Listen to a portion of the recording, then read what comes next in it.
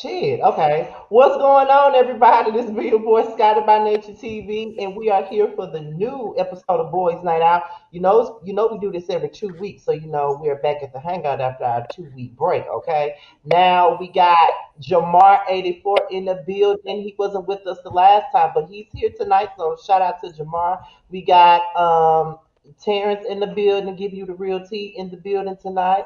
And we got Josiah's World TV with us tonight. Now, for those of you who may be wondering, Maddie couldn't be with us tonight. Our friend has a lot on his plate and he is drained, okay? And tired and tired and tired. And I told him, listen, you ain't got to apologize for shit. If you're tired, you're just tired, okay? Listen to what your body says. That's something I need to start doing. But with that being said, what's going on? First of all, before we do, anybody have a drink tonight? Anybody? You know what? I'm Okay. actually not drinking tonight. I'm actually just gonna be sipping on some water and eating some cabbage soup. Okay. So I'm gonna be the sober one after. Well, I'm going to the gym, child. After this, okay, I'm gonna get a late night workout. We trying to hit these fitness goals 2021. Yes, gone. Yes, gone. I have accepted that this is my vice. Dealing with life as an adult. Child, I was tempted though to get a daiquiri. I was like, "Ooh, want me to go to Bourbon Street Daiquiris or something." Get a daiquiri. Now, thanks to the devil's lettuce, I consume much less calories than alcohol these days.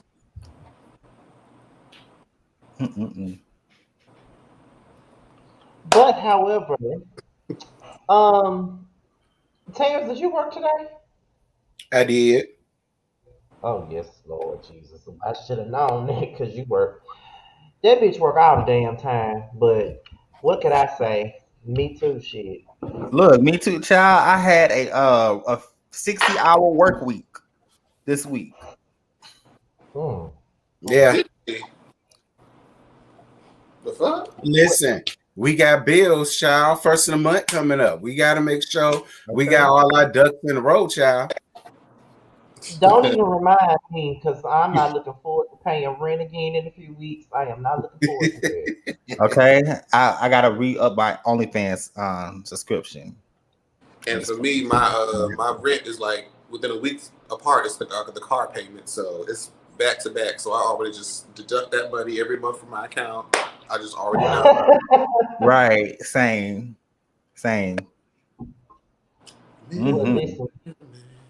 Well, first of all, of course, we're gonna play our little games and stuff as we always do every episode. Of course, we're gonna have our hot topics. And for queer connections, Terrence and I were talking backstage after I think it was the Whether You Like It or Not panel, and we were just having this conversation. And I told him that this would be a good conversation piece for Boys Night Out this Friday. If he remembers what I'm talking about, that's what we're talking about tonight. It's going to be very interesting when we get to that part of the show to discuss that thing because I think that it needs to be discussed. I do think it needs to be discussed. Point blank. Period. So first of all, before we get into the show, however, me and Josiah, we did a video the other day about the downfall of love and hip hop or whatever. And I must say that the people enjoyed the video. I wish Terrence was able to do it though, because we had a good time. But I know that he had to do. Listen, I was drained and fucking delirious after that because I did that live with Josiah, and then I wound up watching Encore a little late. Then I did my review for Encore. Then I edited the Encore, and then I had 4 more hours left to go to sleep. So I was delirious the next morning. I don't know Gee, how. I don't know how I made it through, but I was delirious as fuck the next morning. Okay. And I just Lord want to say Jesus. that everybody's pissed because those girls made Nivea mad on the encore. Everybody's pissed about that. Yes. I was so Hey, angry. how you done pissed off I Nivea? was so angry. I was so hurt for her. How That you pissed pissed me off She went Nivea? through so much in her life only for y'all to be on some bullshit that and cut pissed up me like off. All I know, walk up on me. Walk up on me. that. Baby, she Yeah. started Nah, having flashbacks. it was Keely backing up against the wall for me. She was Why so is she fucking there? scared. And I ain't on the pods. She was scared. She was scared of shit. She ain't want no part. Now, let's get into the games here. Now, of course, I picked 3 people. Josiah also picked 3 people. After a while, I think I'm gonna allow Terrence and Jamar and Maddie to choose 3 people for the Fuck Mary Kill game one of these weeks because I want to see what the fuck they You I got. don't know, know. We should know, at least do maybe like 3 or 4. Um, fuck Mary Oh, Kill. okay. Oh, Cause, okay. Okay. it's fun. It is because I like to see y'all reaction. That's all I'm saying. I like you to don't see y'all want me to reaction. pick, girl. I'll be. Yes, I do. I'm way Yes, too. I do. I'm way too petty for this game. It is best that you.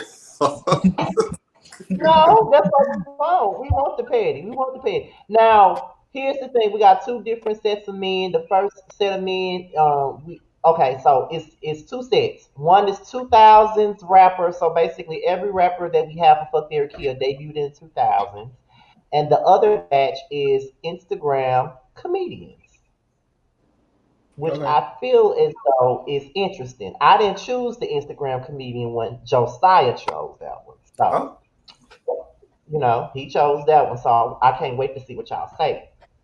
Now we're gonna get into the rappers that debuted in the new millennium. We have oh, girl. Ludacris, The Game, and Nelly. We're gonna start off with Jamar. Girl. Wait. Girl, okay. Fuck Mary Kill, Jesus. Okay. Who am I gonna off first? Okay, so Ludacris gets the chop. Oh, wow. why? Why you chop Luda? Okay, why do you chop Ludacris? Because is it because tell, he's tell us short? why you chop. I chop Ludacris only because I wanna fuck the game because he has a fat ass and Nelly and Nelly's just like, Jamar, the game is not gonna let you top him. look, The game is this the ain't game about Say it gives you too. strictly tops. this ain't Say about it him. too. This ain't about him. This about me and what I But did. I'm saying he is not gonna let you do that. So you I might as mean, well is just go. Ludacris gonna sit there and let me shoot him in the back of the head either and not press charge? I mean, Yeah, what he we look saying? like he'll let you toss his. He look like he'll let you toss his cards. He do.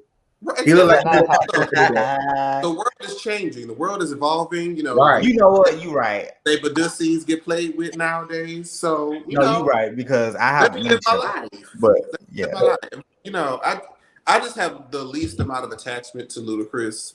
And physically attractive, he's at the bottom for me. Uh, Oh, and I think I don't want to spend too much time with the game. I just want to get what I need to get and go. And so I just have to. I guess I marry Nelly by default. okay, Josiah, your turn. oh sure, you will pick me next. All right, so Damn. Okay. Well, I'll say this. So skip the game because the game looks like he. I mean, don't get me wrong. I'm cool for aggressive stuff, but like I think that he would be doing too much in the bed. Um, Fuck Nelly because I think that Nelly will give you a good time in the bedroom. You know what I'm saying? He gives you like top verse, so he might let me make toss a salad, or he look like he can get some good head or whatever. Um, Ludacris, Mary, because all through short guys is not my thing. Ludacris is 5'8", you guys. He's not really my cup of tea. However, I do think that I have never seen him in any cheating scandals. So I think that he is a good husband material. Okay. We don't see it, don't mean it ain't happening. That's true too. That's true too. Well, first of all, Kill off with his motherfucking head is Nelly. Okay. He got way too many allegations against him, and I believe some of them are true. I ain't got time for no pedophiles, no God. Molesters, whatever you want to call them. No shade, Nelly. I'm just saying. I would. Ooh, y'all know I love me a thug. All right, I would hunch the game because I know he got good dick, and I would marry Ludacris because I agree with Josiah. We don't hear nothing about Ludacris. Ludacris stay out the way. He a family man, and he make his money. That's my husband. Okay, so it's my turn, and I'm Shane, but I don't care. So, for me, fuck Mary Kill. Who would I fuck Mary Kill, child? Okay, so I would fuck Nelly. I think that he would be good in the bedroom for whatever reason. I don't know why, but I just get that feeling about him. He kind of built too, and he, I don't really like pretty boys like Y'all that. love niggas who take the pussy. Child. and and I don't really like pretty boys like that, but I still wind up sleeping with pretty boys. So, that's my thing. Um, when it comes down to marry, and I might get stoned for this, but I would marry the game because what? God, you, Scotty, you can't handle that lifestyle, baby. I can handle that quicker than you can. I've been nah, that ain't your Stilo friend. Baby, Scotty gonna be walking back, gonna be blown out every day. He gonna be walking with a limp. Okay, you gonna be carrying weight. I gotta watch my back when I'm with you. And I can't even let you go out. I can't hang out with Scotty, honey. I might get caught up in the game. Scotty do look like Scotty does give me like what is it called? Queen Pin vibes. Like, I'm gonna hold my man down in prison, free my man again. I have dated a lot of hard legs in my lifetime, and that's really one of my kryptonites is hard legs and roughnecks like that. Me too. And I'm not supposed to like that. I get it. The game is definitely Mr. Wrong, like Mary J. Blige would say. He's definitely Mr. Wrong, but at the same time, yeah. I would kill Ludacris only because I don't think that he's ugly or anything. He's just not my type. He just give me goofy vibes. See, y'all gotta be bro, because y'all be sleeping on the real chill dudes. Right. But you want a nigga that'll have your ass hemmed up against the corner somewhere.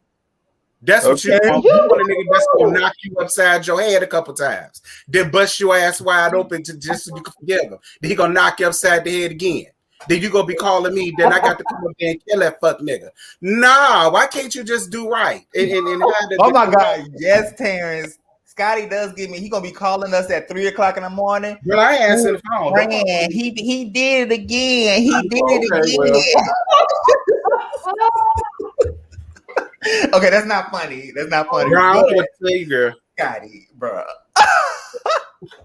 What y'all not finna do is attack me tonight. This is not what y'all finna do. This is not what you're gonna do. But I will say that I do think that Ludacris is husband material. I'm just being realistic because I never go for husband material as I should.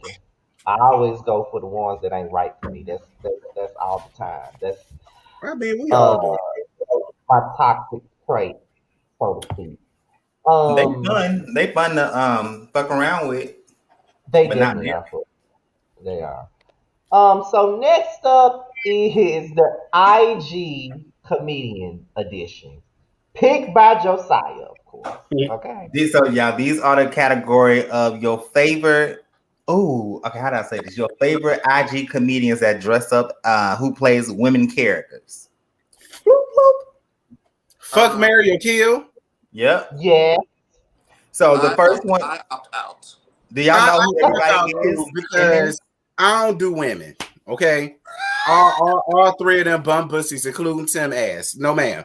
He played Bay way too good for me. Scotty, I ain't no lesbian girl. Y'all couldn't find anybody else?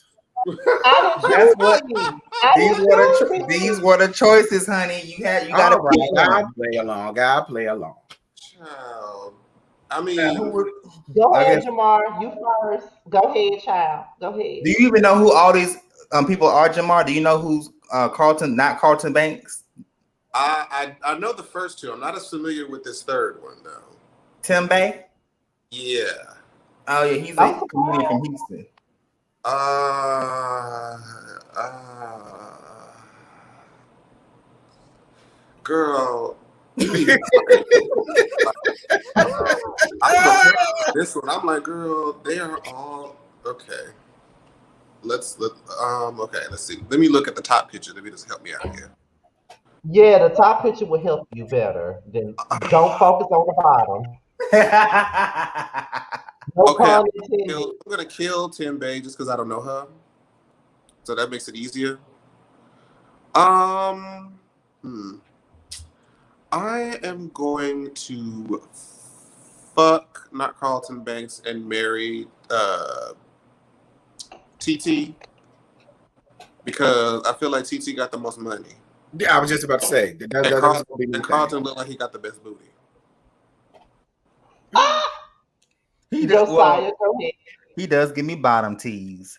Okay, so I would have to kill Tim Bay. I only only because I have some Really? friends that I have some friends that dated oh, wait, hold up. Damn, this is hard because I'm not attracted to none of them like that. Maybe But okay. you chose them. I'm about to say, you chose this girl, man. Okay, so kill Tim Bay because number one, he has let me not air him out like that. But I'll just say this. I met him a few times and he's a pothead, therefore his breath be stinking. So kill. Wait a minute. Also you said what? What? I smoke. My breath don't stink. He just don't breath stink. Not a pothead does not equate to okay. halitosis. Okay. Okay. Well, in his case, yes. Oh. Also, fuck. I guess you know what? Fuck Carlton Banks because I think that he's fine. Like he has a nice body and he could be fun. He's them church boys are the biggest freaks, honey. Anyways, and then I guess marry Quay because I met him a few times. He's such a genuine good guy outside of his TT character. But I honestly, in retrospect, I would not have dated none of them because I'm not really attracted to, like Instagram comedians that portray like black women. Just not really my thing. Like I can't look at you past like your character on Instagram. Go ahead, Tim. Lord Jesus.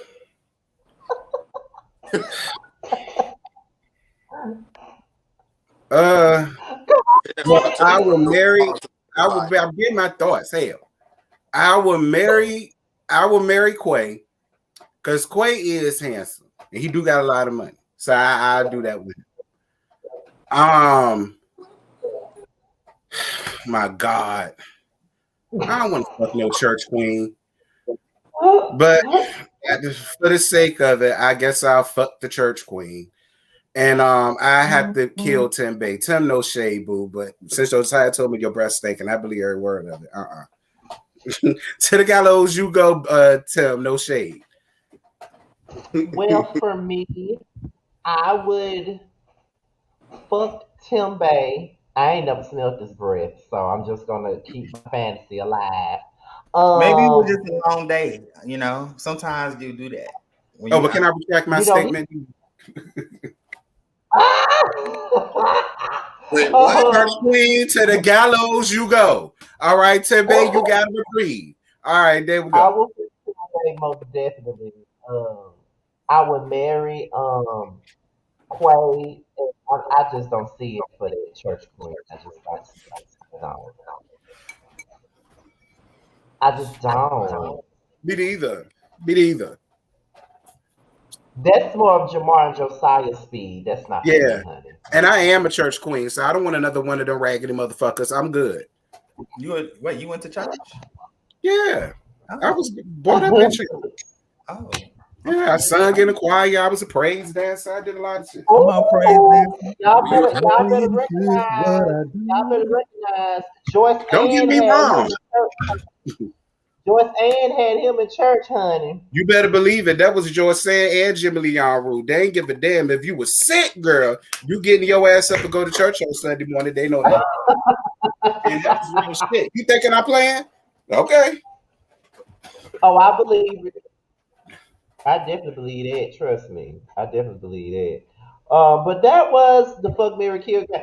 You know what? Next week, I mean not next week. A week. What is it? Two The weeks from Week following now. week. after that. I'm gonna let Terrence and Jamar be the ones to pick the fuck Mary Kids the next. Oh my God, I'm gonna y'all! let y'all. Please don't make it unbearable. Do I want to be messy or don't what? do it.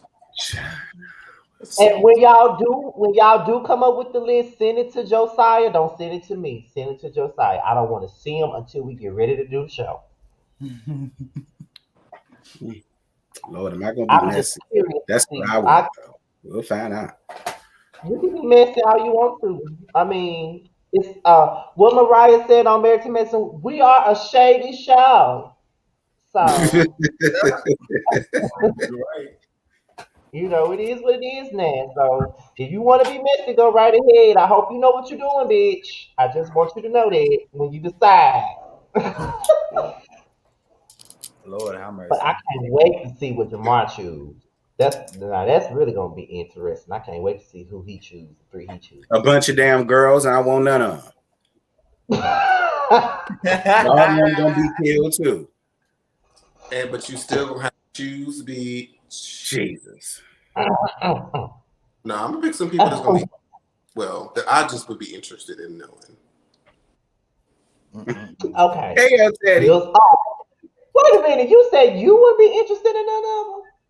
No, I said I would be interested in knowing who y'all would choose. Oh Lord, I'm already ready for this. Okay, so y'all know since we're done with the fuck Mary Kill game, next up is pump it or dump it. Okay. Now I've decided to switch this game up as of the last show. Instead of having all these different songs up here saying, "Oh, I want to pump that one, dump that one," it's gonna be two songs. You got to pump one or dump one. You got to choose between the two, and it's Okay. two songs and two albums. Okay. So we're gonna start off with the songs first, and the two songs that we have for "Pump It or Dump It" are by two teen R&B legends, Wait, can both y'all Brandy guess, and Scotty? Don't say it yet. Can y'all guess what music videos are these from Brandy and Monica? before we even tell y'all what they are. Are they at the top or? It's Brandy. So clearly it's Brandy and Monica, but this is from a music video. Can y'all guess what music video is this from? Do Or I know both of them? what the hell that is? I thought I know both of it's them is on Monica Funny. on, It's on her on Funny. first album. I know It's that. Yeah. What you know? What song it is? I don't. I feel like Oh my God. Seriously? Okay. is What that, about Brandy? is that sitting up in my room? Hell no. No, it ain't No, sitting up that in my one's not sitting in my room. room. Not What the that hell one. is that? That was So okay. y'all Hint. really don't know what these I don't songs know. What is are. that? Is that Have You Okay, Ever? this is the hint. This is through That's not Brandy's Never Say Never era. I said, is that Have You Ever? No, Mm-mm. that's not it. Angel in Disguise. That she never did the No. music video for No, that. she never did a music video on that one. The other one, Lord, y'all think that bitch the damn vocal I Bible girl. Help us out. old What's the music video. song? Okay. So the song by Monica is "Why I Love You So Much," and then "Baby It's Yours." Why I love you so much. That song, and then "Almost Doesn't Count" by Brandy. That's Almost what doesn't the other one was. count. I think Okay. I've seen that video once. It's a Really? cell phone video. I haven't watched any of Brandy's old videos in years. I listen to Oh this my. music, but I rarely watch videos. Yeah, I haven't seen their music videos in years, child. Oh my God. But yeah, I just want y'all Well, to get that. So, what song y'all prefer? we're gonna start with Jamar first. I think I already know what he's gonna I choose, but mean, whatever. this is not even. I already know Girl, what the bitch gonna choose. almost So doesn't count. Girl, move next. Next. why you pumping? Why you dumping? Why I love you so much? Then I have no. It's really by default because I do love that song as well. But I mean, anything from Never Say Never wins in my eyes. In my eyes, it's gonna be hard for you to put any song up against anything on Never Say Never and to beat it. To me, good luck. oh my God, go ahead, Josiah. This bitch so damn ugh. Well, listen, both of these songs are iconic, and because number one, Monica for whole first album was like a huge vibe, right? I think my two favorites was from this, of course, and then also Before You Walk Out of My Life. But I would have to go with Almost Doesn't Count because that song has literally helped me through so much. Almost doesn't count. I cannot. Right, can't keep on loving you 1 foot outside. You know what I'm saying? It's a vibe. It's a vibe, man. Whatever. Go ahead, Terrence, because I can't deal with this. Brandy, it's Fuck no all shade, y'all. but since to the gallows you go. Okay, to the gallows you go, Brandy. All right, no shade. I'm with Jamar.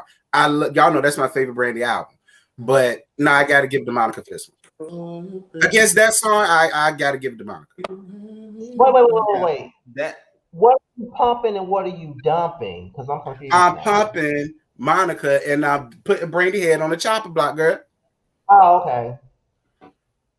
What Okay. you do? wow. You know Scotty loves some Gunica, child. The Don't same do thing that. that you the, Don't do that. the same thing. I'm choosing the same thing Terrence chose. I choose Why I Love You So Much. And I do love Almost Doesn't Count. Don't get me wrong. Almost Doesn't Right, Count is me probably too. one of my favorite Brandy songs ever. One of my favorites. But Why I Love You So Much is it's just That song got me through some things, y'all. Y'all never understand. Aw, I first love. My first love. No, girl, we was just Just playing. we was just fucking. It wasn't nothing like that. Oh, But it was good, and I ain't want to let it go. And that not song got me fucking to through it. Monica. There was that girl on Instagram that you was making fun of the way that Monica used to do her old music videos. She used to give a mean lip quiver, bitch. I know exactly who you talking about She too. really did. She did. Don't listen. She did. Monica told The me she close learned up that at the lip culture quiver, club. bitch. Now, She did though. She wait, was that did the now. same Don't get me video wrong. with the white sandals? Oh dear God. Uh-uh. What That's was before you walk out of my life. You That's talking what we walking about. about. That's my life. They won't let her rest with them white sandals. They ain't gonna let that At go. all. Bitch, it That's was for her funny. forever. It was funny the way they was sitting on the damn curb with them Ain't sandals, child. Two sizes too big. y'all ain't gonna let that one go. Y'all ain't letting that go for shit, okay? Now let me Never, go. Right. Now never, never. next up for Pump the Dump It is two R&B and pop albums. They're both R&B and pop artists.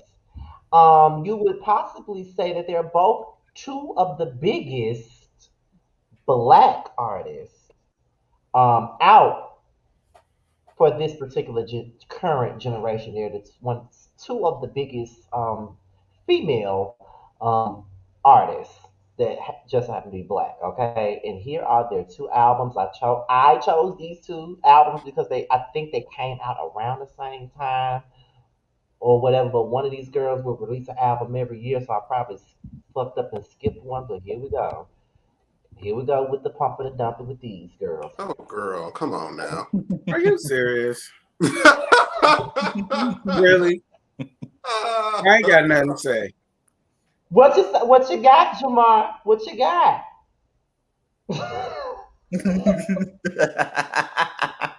See, let me tell you why this isn't fair. Right. Because one, these are two both bad bitches. Mm-hmm. However, this was probably one of my least favorite Rihanna eras. And you know, Rihanna's always been my main bitch. I agree. Whereas this was Beyonce's best era ever. I agree and disagree at the same time. It's like it was like one of the career like highlights. Whereas Talk That Talk musically and just the whole outside of We Found Love just wasn't it for me. Yeah. But I will always choose Rihanna over Beyonce in just a lot of categories. I already do it. So okay, so as far as album though, so you're gonna just pump. Well, as far as Beyonce? the album goes, this is just homophobic. This is just Homophobic. this is wrong. So Beyonce of the two had the better album, but just know that my heart of heart will always belong to Robin Rihanna Fenty. Bitch, we know. I'm glad you do, bitch. We know. Pull the We worst. know, child. You could have pulled Loud. That would have made it easier. But it didn't come out around this time. That's why I chose this one. And I probably should have chose Unapologetic, to be honest. That's what I Yeah, should have that chose. would have been better. Yeah, that would have been a better one. That's what I should have chose, but whatever. Go ahead, Josiah. All You right. should have So, eliminated an anti. That would have been great. right. Now this is my opinion on both of the albums. Okay, so I'm not gonna Beyonce is not one of my least favorite albums, but it's my second to least favorite by her. Only because I you know what, honestly, because she has good albums. Like all her albums are amazing. But when it comes to I think her body of work, Beyonce, I think that Lemonade was I vibe with Lemonade more, and her best era to me was B Day. So with Beyonce, you have Beyonce. I was like, it's good. All of it is good, but yeah, with Rihanna, this is my least favorite era of her too. Because Loud, for her to make this album off of Loud, like I was like, girl. Well, then she brought it back with Unapologetic. But I would have to go with Beyonce. Pump Beyonce, dump, Talk That Talk. Okay, Terrence, your turn. Pump Beyonce, dump, Talk That Talk. Wow, that's a unanimous vote. I mean, the album. Can we swap these? I didn't care for Talk That Talk. The only song I liked up there like that was Red Lipstick. Other than that, I don't listen to shit else she got up there. Not off that album. I forgot about Red Lipstick. Did she do a song with Chris Brown, or was that Unapologetic? That was Unapologetic. Okay. Now that was my album, baby. Okay. Yes. Well, being that I'm a person who really doesn't care for neither one of these artists that much, like everybody else do. Where's my block? Listen, I have these motherfuckers coming on me and Jamar's Prelude show and tell me that they will cut that and they keep disrespecting Mary J. Blige's My Life album, y'all will deal with this because I've been with the disrespect for the last I, and they didn't no, disrespect okay. her. They just didn't have the same connection that you had. That's disrespectful. If you're gonna No. talk You about a Mary said J. to Blige the album, which album, Scotty? My Life. I Yeah, know they fucking lying. that's one of the best R. That's if not one of the best R&B albums of Oh, our. they not. Oh, they stupid. See, why you can't have a close Wow. conversation with you? Wow. Okay.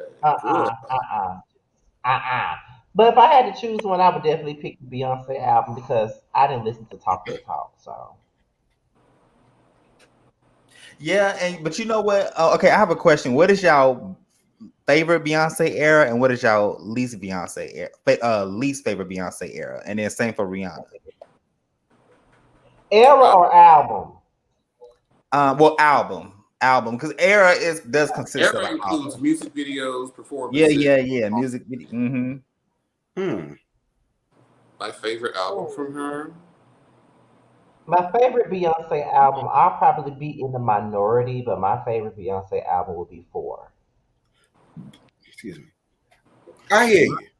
I hear you. I liked it, that one. I would. Uh, I I would say B Day for me. Yeah. I mean, if we're gonna talk about the music and videos, she had it both with the Anthropology album. That was my thing. All right, I was all up in there learning the dances and everything. So that was the best one. Right. I'll be real. B-Day is my favorite, and Four is right after it. Yeah, the four is absolutely right up there. See, that's how We I gonna be feel sleep on about Four. Four being my. See, that's how I feel about Four being my top favorite and B Day being right behind it because I know Right. when B Day first came out, I was in high school and I didn't appreciate B Day until I got older. Because I hated B Mm. Day when I was in high school, but when I got older, I liked it more. I Yeah, because Man, I prefer, like in high school, I preferred Dangerously in Love for whatever reason, but now I don't even want to listen to that. love Dancing in Love now. Let's not do that, bitch. Because I'm not Speechless, shading it. yes, I'm not Be With shading You. it. I'm just like, But I'm not shading it. I'm just my favorite saying. would still be Lemonade because of the. I think I like the storytelling and something about "Don't Hurt Yourself" make me feel like a hmm bad bitch. yeah. Who But the you know fuck what? do you I'm gonna think be I am, honest. And bitch? even I'm gonna be honest. And even though I got Beyonce's albums or whatever, my least favorite from her was Dangerously in Love. My least It's a favorite couple was songs up there that I like. You know what I'm saying? But I will play her other albums quicker than I play the first one. Unless I want to Hmm. hear like Dangerously I, in Love or Yes or something like that. you like Sasha Fierce over Dangerously in Love? I honestly do. You are I honestly Oh and my do. Sasha. God. you are Oh my insane. god, Honestly, y'all! I I thought I was the loved only one that Sasha did. Fierce. I love Sasha Fierce. I had that album. I used to play that album out. You're insane. It's I, my least I, favorite, but all of her albums were good. But I, Sasha was like, I loved it. skipped. I I skipped. loved it. But see, that was because back then I was a huge Beyonce fan. Mm-hmm. So pretty much anything she came out with, I loved it. You know what I'm saying? So like for me, when that album came out, and I had it came as a 2 disc. I preferred the second disc over the first disc. I'm Were be you honest. one of the But ones who were throwing "I Am Sasha Fierce" CDs at Carrie Hilson back in the day? T were you one of them people that she was talking yeah, about? I was.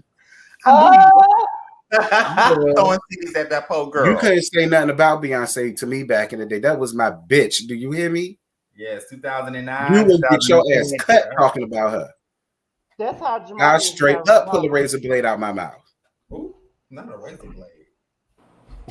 Okay, but can we say this? When you're talking about Beyonce's Dangerously in Love album, is it just me or does it start to get because it's great up until you get to That's How You Like It.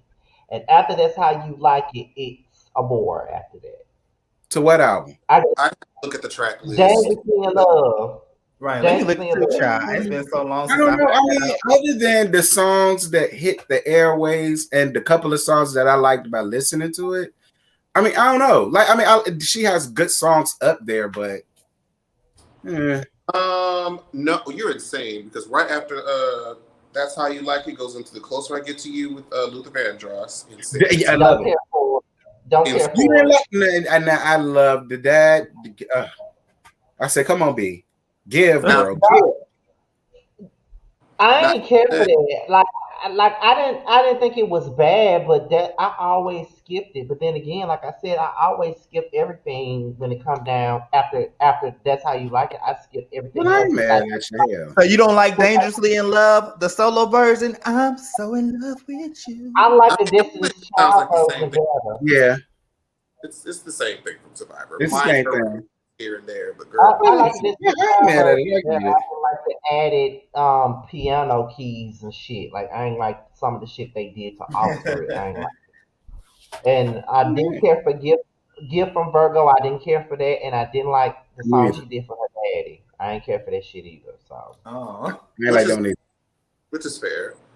I think that's probably because at the time I was mad at my daddy. So anything that had anything to do with a daddy, I ain't like it. So I know y'all out of girl, they in the comments eat me up. That's fine. I ain't said Sasha Fields was my favorite. I said when I bought that album, I played that album the hell out.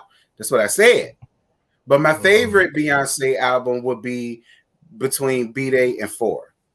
And I guess the self-titled album a little bit, but yeah. I I go didn't back and care for forth. Lemonade. I go back and forth with What the about self Rihanna? title. What is y'all favorite Rihanna album? I'ma sit this one out because I don't care for Rihanna like that. So I'ma sit this Okay, one out. Mine Jamar. is unapologetic. Unapologetic. That's my favorite from her. I play that out. so. Mine, the one that I have like the most nostalgia and just positive memories for is Good Girl Gone Bad. Because at the time, bitch, first of all, Don't Stop the Music slaps. For some slaps. And then there's a push up on me going into Don't Stop the Music on the album. Mm-hmm. And then when I first went to go see her in concert, it was for the Loud Tour. She was performing "Shut Up and Drive" when she reached over, and I came into physical contact with her. So Ooh, yeah. I was forever changed. You know what I Oh mean? Oh, and dear God. So she also DM'd him too, I believe, or something like that. sure did, and I went on TMZ for that shit. Okay, that's what's up. That was the weirdest My moment. favorite album by her is Music of the Sun. No, I'm just playing. No, it's not. I'm weak. Ain't that her first album? That one was tied. I bought her first album. That shit was tied through. I said, really, Beyonce? It was. I'm sorry, Riri, no shade, but that first album was tied through, girl. No, I'm playing. I just wanted to see what y'all was gonna say. No, my favorite album by her is Loud. I think because Rated R was good, but it was so dark, and she went through a depressive time after that time with Chris Great. Brown. But I felt like when she came out with Loud, she changed the pop game. She had the big old red hair, the red hair era. She came with that first single. I want you to make me feel like I'm the only girl in the world. I was like, I ooh, like hated, it I was hated that giving song. me. I loved it. Like it brought out like the super gay side out of me. I'm done. My And favorite S&M song came off out. that album is That was Skin. my shit. I was in school singing. Y'all. They put me in detention in school because I was singing S&M in the hallway. I was like, I may be bad, but I'm totally. Skin is my favorite song off that album. I love Skin. I can't deal with this bitch here. I just Oh, he got a book and everything. Come You on, worse than my mama with the Michael Jackson book. I can't. I can't. and then unapologetic Yeah. was right after it. He got the whole look at the child, Lord Jesus. I bitch, put that Yes. book up. Put that book up. Okay. And then last question: what is Rihanna's worst So will album? Rihanna turn you straight? I mean, if she asked, I'm not going to deny her. She said, Jamar, I want you right now, and you can't have nobody else. It's me and only me. I said what I said, bitch. I said what the fuck I said, bitch. But what is y'all least album by Rihanna? Talk that talk. I'm still feeling No, it. that's a lie. That's a lie. That's a lie. The first one. Not even the first one. It was the second one. Oh yeah, I forgot what song she had on there. Wasn't I that mean, the one with SOS means SOS only like one song. Biggest songs from there, but outside of those, with SOS, Unfaithful, maybe that song with Sean Paul, Break It Off. The rest, We Ride. Oh, I didn't care for that song that much. like even because with Music of the Sun, I can give you of course like Ponder Replay and Just Loving What You Want, but there was like Now I Know was on there, A Million Miles Away. Well, not A Million Miles Away on the wrong song, but Now I Know was on there. Rush, Let Me Get That, like other cute little songs on there, but The Girl Like Me just outside of SOS. Faithful, I think it was like I felt like The Girl Like Me was trying to hit like Disney Channel pop stars, y'all, like the white girls, no shade, like, oh my God, it's Rihanna, like, let's go to a Rihanna concert from Disney Channel. I think that was just the point where Rihanna was just trying to find her footing. You know what I'm saying? She had to test the waters, find this play, and she found her lane. Mm-hmm. All right, and she made that lane ride for her. Goddamn it, you can't tell Rihanna shit today. Yeah. I know Tierra Marie mad as hell. I would be too. I would be too, Tierra Marie. I'd be pissed about Tierra Marie. See, they was about to fire Rihanna. I think Rihanna was about to get let go off her album after that second one because it was so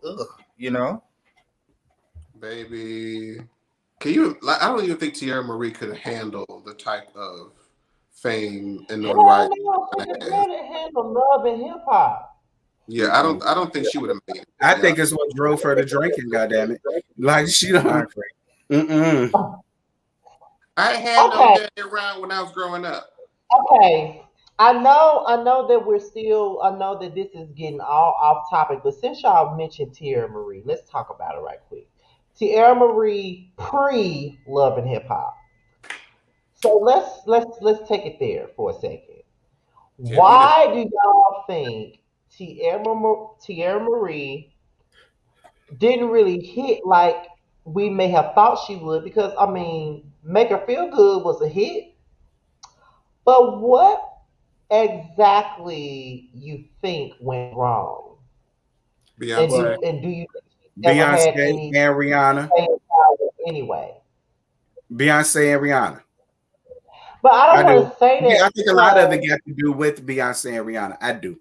But I don't want to say Beyonce and Rihanna because she didn't make the same type of music that they made. And Keyshia Cole came out around that time and she was still hitting. So, I mean, the only reason I say Beyonce is because that performance when Rihanna, A. Marie, and Tia Marie did the Destiny's Child tribute, I forget who she was talking to, but Beyonce nudged either, I think it was L.A. Reid, and was like, her. She pointed to Rihanna and was like, her. She's the one. And that's why I said Beyonce and Rihanna, because I do. I feel like, because a lot of people felt like they put Tierra Marie and Rihanna side by side for that purpose anyway. To see who has the stage presence, who has the vocals, who can control their voice, and who's gonna pop. And I saw that before, and I think all three ladies did an amazing job. And to be real, I felt like Tierra Marie did an amazing job. She knew to dance, and that bitch could sing. That we could talk about Tierra Marie all day. She could sing, and her album was good. Yeah. But see, I think what made Rihanna more to the side was, in my opinion, her island flair. Mm-hmm. She had an island flair. She was very beautiful. She was tall. When you look at her, it's like, okay, yeah, I can, okay, boom. It felt like you could find another Tierra Marie faster than find another Rihanna. Yeah, and I think that worked to her favor a lot. But don't get me wrong, Tierra Marie, you killed your performance. You did. I loved it. But that's how I heard that she was very unpleasant to work with back in the day. Tierra Marie? But Keyshia Cole was too. And is now, apparently, to that versus. Ooh. Yes. So basically, Tierra Marie sabotaged her own career. That's what the T is. But I I don't think she think that sabotaged it. I believe that she just wasn't chosen in the politics of it all. Mm. And Okay. then her antics didn't help because I but felt like I do but Go I ahead. think that I was I think that I think another thing is the single choices. I think that after Make Her Feel Good, they never should have followed that up with a song like I ain't had no daddy around when I was growing up. That was the wrong Yeah, it was. song I didn't like that. Yeah. to put I behind didn't that. like If it. they wanted to put out another single after Make Her Feel Good, they could have put out Phone Booth. That was a great song. Yeah, they Phone Booth were was banking on Tierra Marie. They was. They wanted Tierra Marie to be that next big thing, and she really could have. But when Beyonce saw Rihanna, and that's who Beyonce wanted to have their shit child, everything else stood still. They LA Reid can't go against Beyonce child. That's who and, Beyonce wanted. And damn it, that's who she got. and it So probably Beyonce probably felt I don't know if I would have agreed. Felt more comfortable with Jay-Z working with Rihanna than it did with Tierra Marie because Tierra Marie probably was a hussy. yeah, could be, could be, Could be true. could be, could be. She could have been could hunching and sucking for a track. Could be.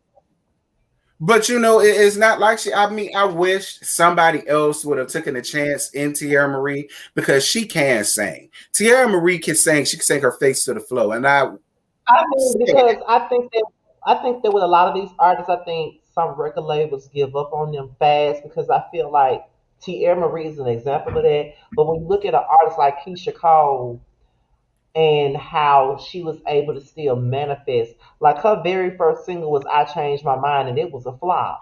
And I was surprised that it was a flop because it was on 106 in Park. It was playing on right. the radio all the damn time. So I was surprised that it was a Yeah. flop. I didn't hear And Keisha Cole until I should have cheated. right, see what I'm saying? I thought that I was her changed my first. mind. See what I'm saying? See what I mean? I changed my mind was a flop. Hold on, yeah.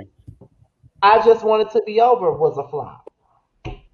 She came out, but I should have cheated and it blew up. And I feel like Keisha Cole is a prime example of if you really believe in an artist, you will really push them, and they pushed Keisha until They she made it.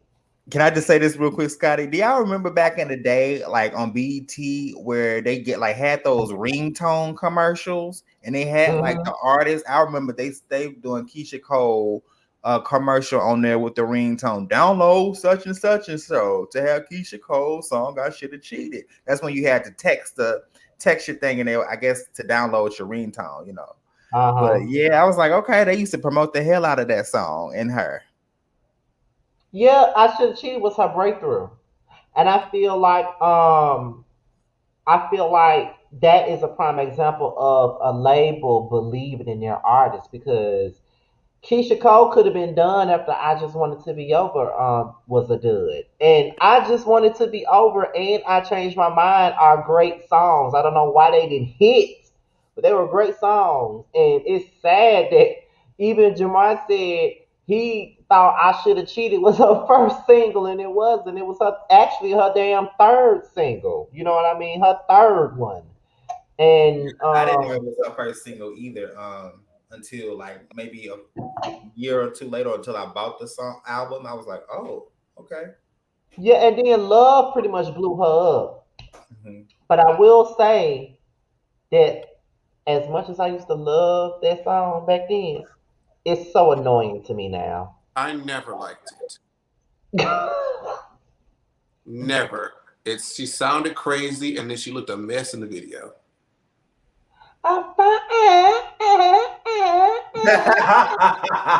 What kind of Y'all, stylistic I choice? love that song. I like everything around it, but once she starts skipping the beat and doing all that, no, But I know no my lie. I sweet thought I taught my damn kissing. play. I Man, I was like, oh no, she's doing that on purpose. Gotcha.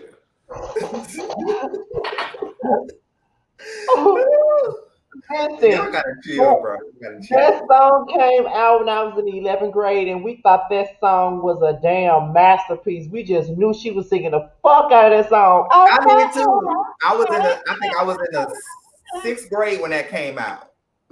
Ooh, I am not that much older than you. Don't lie. Yes, I was. I was in the sixth grade, bro. You was in Oh the my 11th god. grade? Damn, Scotty. No, just playing. I'm not I ancient. know you was not that much younger than me. I know you wasn't. um, Oh, I was well. This came out 2005, so yeah, I was in the 10th, ninth, going into 10th, something like that. The single came out, I think, in like February or something of 2006, January, yep. February. I was 16. Did she have Well, a Because I know I can't play the songs on here while we go YouTube. Didn't she have a song on here that sampled like a Luther Vandross song? yeah. It was called Never, and it featured G. Yes, I like that one. I love That was that. my song. Okay. I did like. Speaking of Keisha, Well, I what guess what Keisha songs do y'all love? There's a song that she has that I feel like nobody else gives a fuck about and doesn't even know exists, but it's one of my favorites from her. Hold on, wait. Is that what it's called? it's a This is us. okay. I love that song. That song. That song actually came on when I was taking my mama to the doctor after I got off of work. That song played at random on shuffle on my phone. I love This Is Us. I That's think one of my from her. one of my favorite. I have a few favorites by Keisha. One of my favorites by her. It's off that album that came out, and the one after A Different Me. But it was a song called Brand New, like "Let Me Show You That Something was on A Different Me. Brand New." What's that on? That was on A Different Me. Oh, okay. Okay, yeah, well, I like that song. What's another one by her? Shoulda Let You Go. I thought that was a lit song. And I remember. I Oh, remember. that's my shit right there. If I could tell y'all my top Keisha Cole favorites, it would have to be Heaven Sent, Oh yeah. um, Trust with Monica. I remember Shoulda Let You Go. Oh, that was I Keisha's song? I didn't know that. I should have cheated. Um, Take me away. I love my I baby. love Take Me Away. I was going to mention it too. Take Me Away. Um, I want to say after Trust and Believe. Oh my God, that's my oh God, oh Oh, Jesus. I know that's your favorite song. I Not can I see you choose singing you. that. Not Oh, I. I love I Choose You. Oh, I love that One of the song. comments said last night. Yes, one of my. I think that's if not my favorite by her. Last night. Why y'all bringing up Falling Out? Because that's my favorite song too. Oh,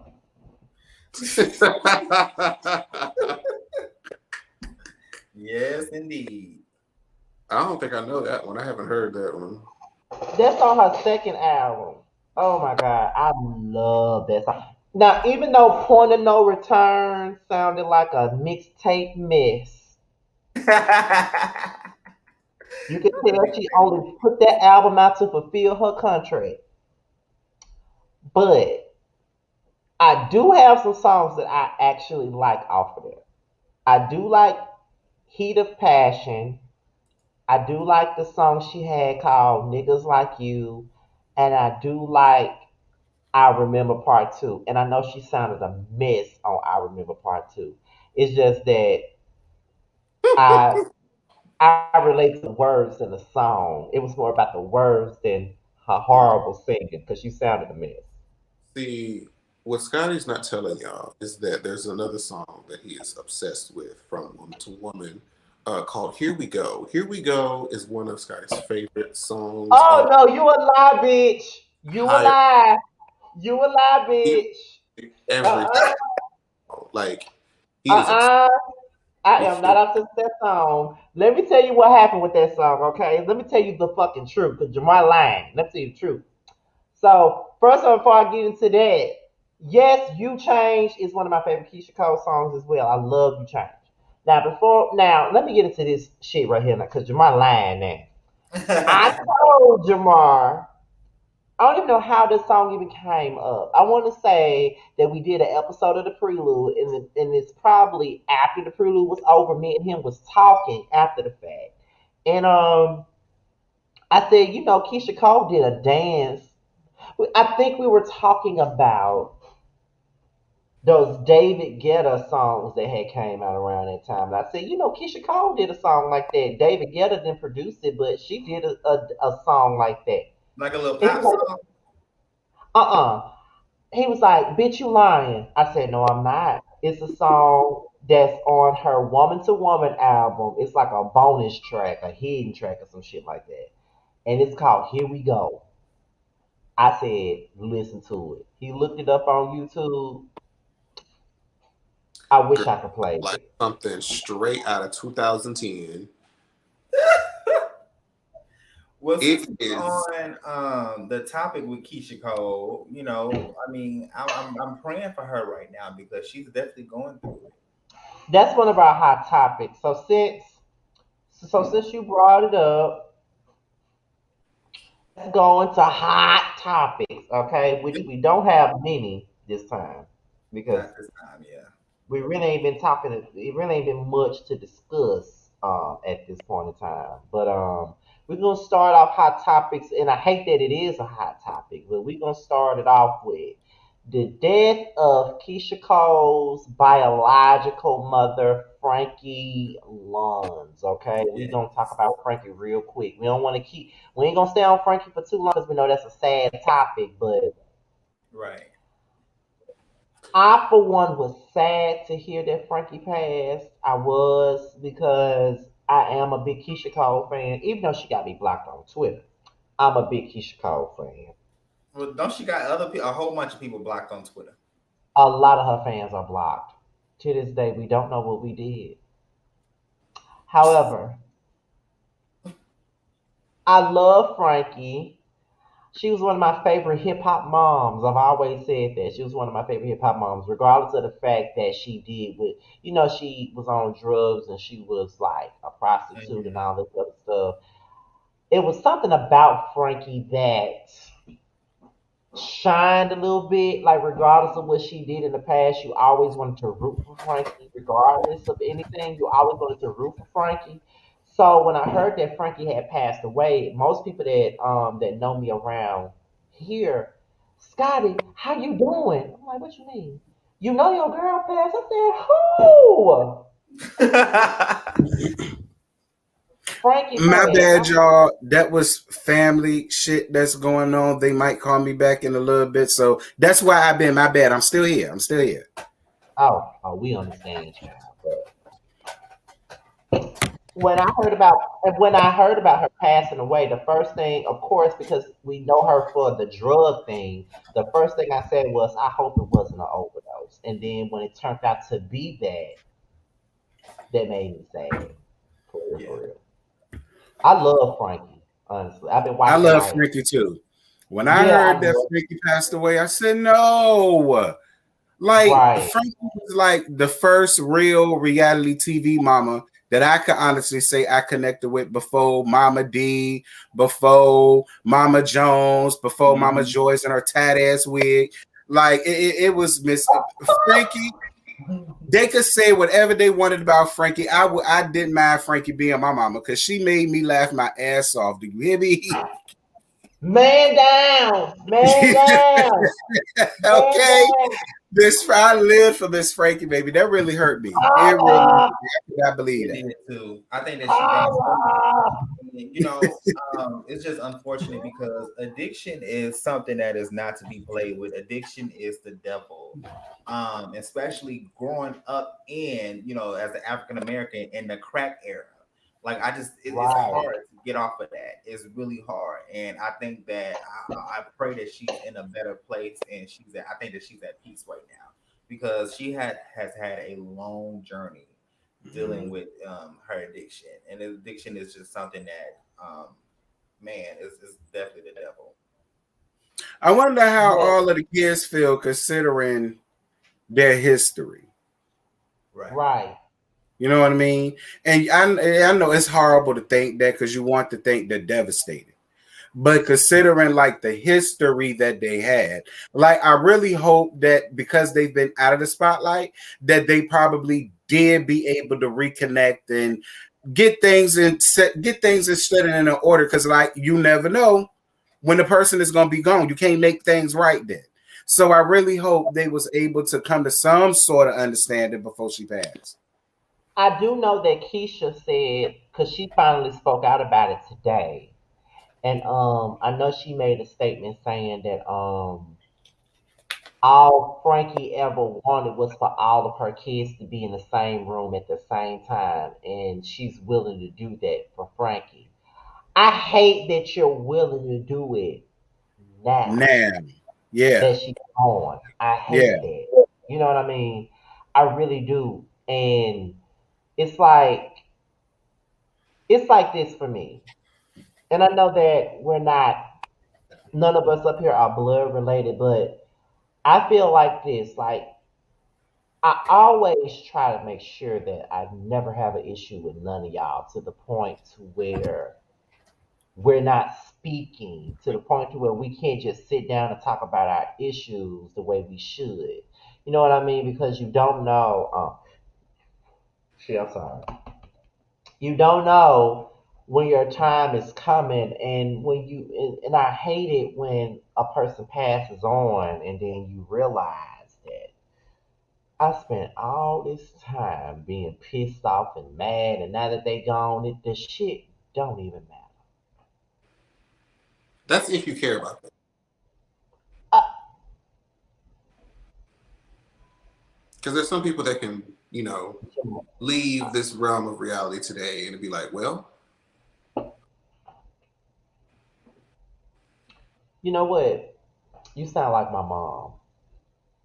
She had a first cousin to pass one time, and she walked in and she walked in my room. She was like, "Well, such and such passed away." But yeah, girl, like I was telling you, girl, she said this. I'm like, does she care?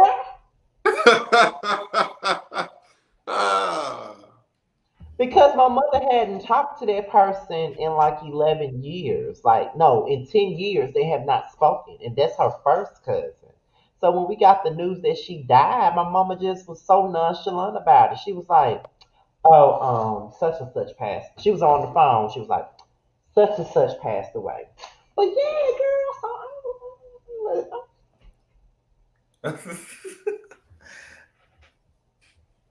I mean, on one hand, that could be her way of dealing with it.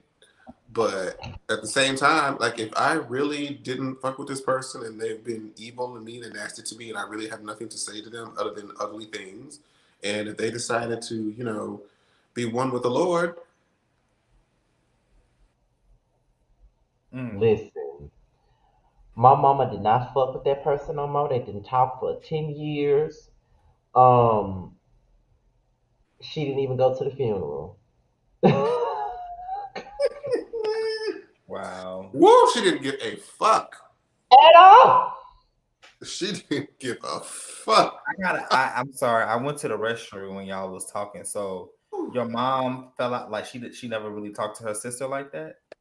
No, it wasn't a sister. It was a cousin. It was our first cousin, and the cousin had passed. And I know that my mama had not talked to that person in like 10 years. And so when she died, my mom came in the room and she was on the telephone, just talking to one of her friends on the phone. And she just stepped into my door. She was like, "Oh, by the way, such and such just passed away today." But yeah, girl, so that bitch. I'm Oh, okay. like, what? Mm. I'm No, like, so you don't care at all. And no. then later on that day, I walked in. I said, "Mom, do you feel anything?" I mean, you were close to them when I was growing up. She was like, I mean, it's not like I'm glad that she passed away, but I mean, Okay, let me ask you this without actually assuming anything. Your mom has a valid reason why she haven't really reached out to her. Cause okay, we'll just leave it at that. I'm telling you, she ain't go to the funeral, so she ain't even go to the Oh, she didn't funeral. go over there and do a damn rain dance on her grave.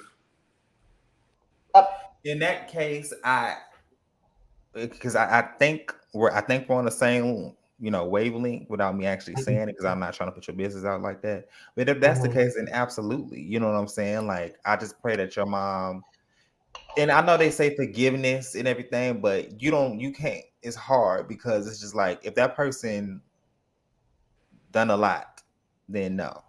Right. But I hope that she has healed. And I hope your mom, just yeah, it, it's a lot. Let me tell you something. Let me tell you something about my mama. My mama is a Cancer. That's her sign. My mama is a Cancer. July the 8th is her birthday. When you cross my mama, she will never fuck with you again. She Mm, don't care who you are. She will never fuck with you again. You won't get no phone calls from her. She ain't finna write you no letter. She won't. She don't even. My mama don't even talk to her own mama. Okay, mm, mm, mm. I or understand. her dad. So she don't talk to none of them. Like when I tell you, my mama don't fuck with her family like that. She don't. Same, yeah, trust me, I understand. It be like that because some of my family members, including my parents, I mean, I'm cool with them, but not really. So I understand. Right. Yes. Yeah. My mom, I mean, she fucks with her family. They do fuss and fight. I had to break up my mama from fighting one of my aunties one time. But they at the end of the day, because let me tell you, and you know what, I knew it was they own situation, but it didn't even matter. And as much love and respect that I have for my auntie, anybody that raises hand to my mom in front of my face, you can't. You can't. Mm-hmm. You can't. Exactly. My mom used to fight. My God, and I at had that to remember time, who she was. I almost did her a little 1-2 hit combo. I'm like, oh girl, I forgot that you. Let me just restrain you. oh, yeah. Because I don't care what, even if my mom was in the wrong, you can't touch her in front of me. Right.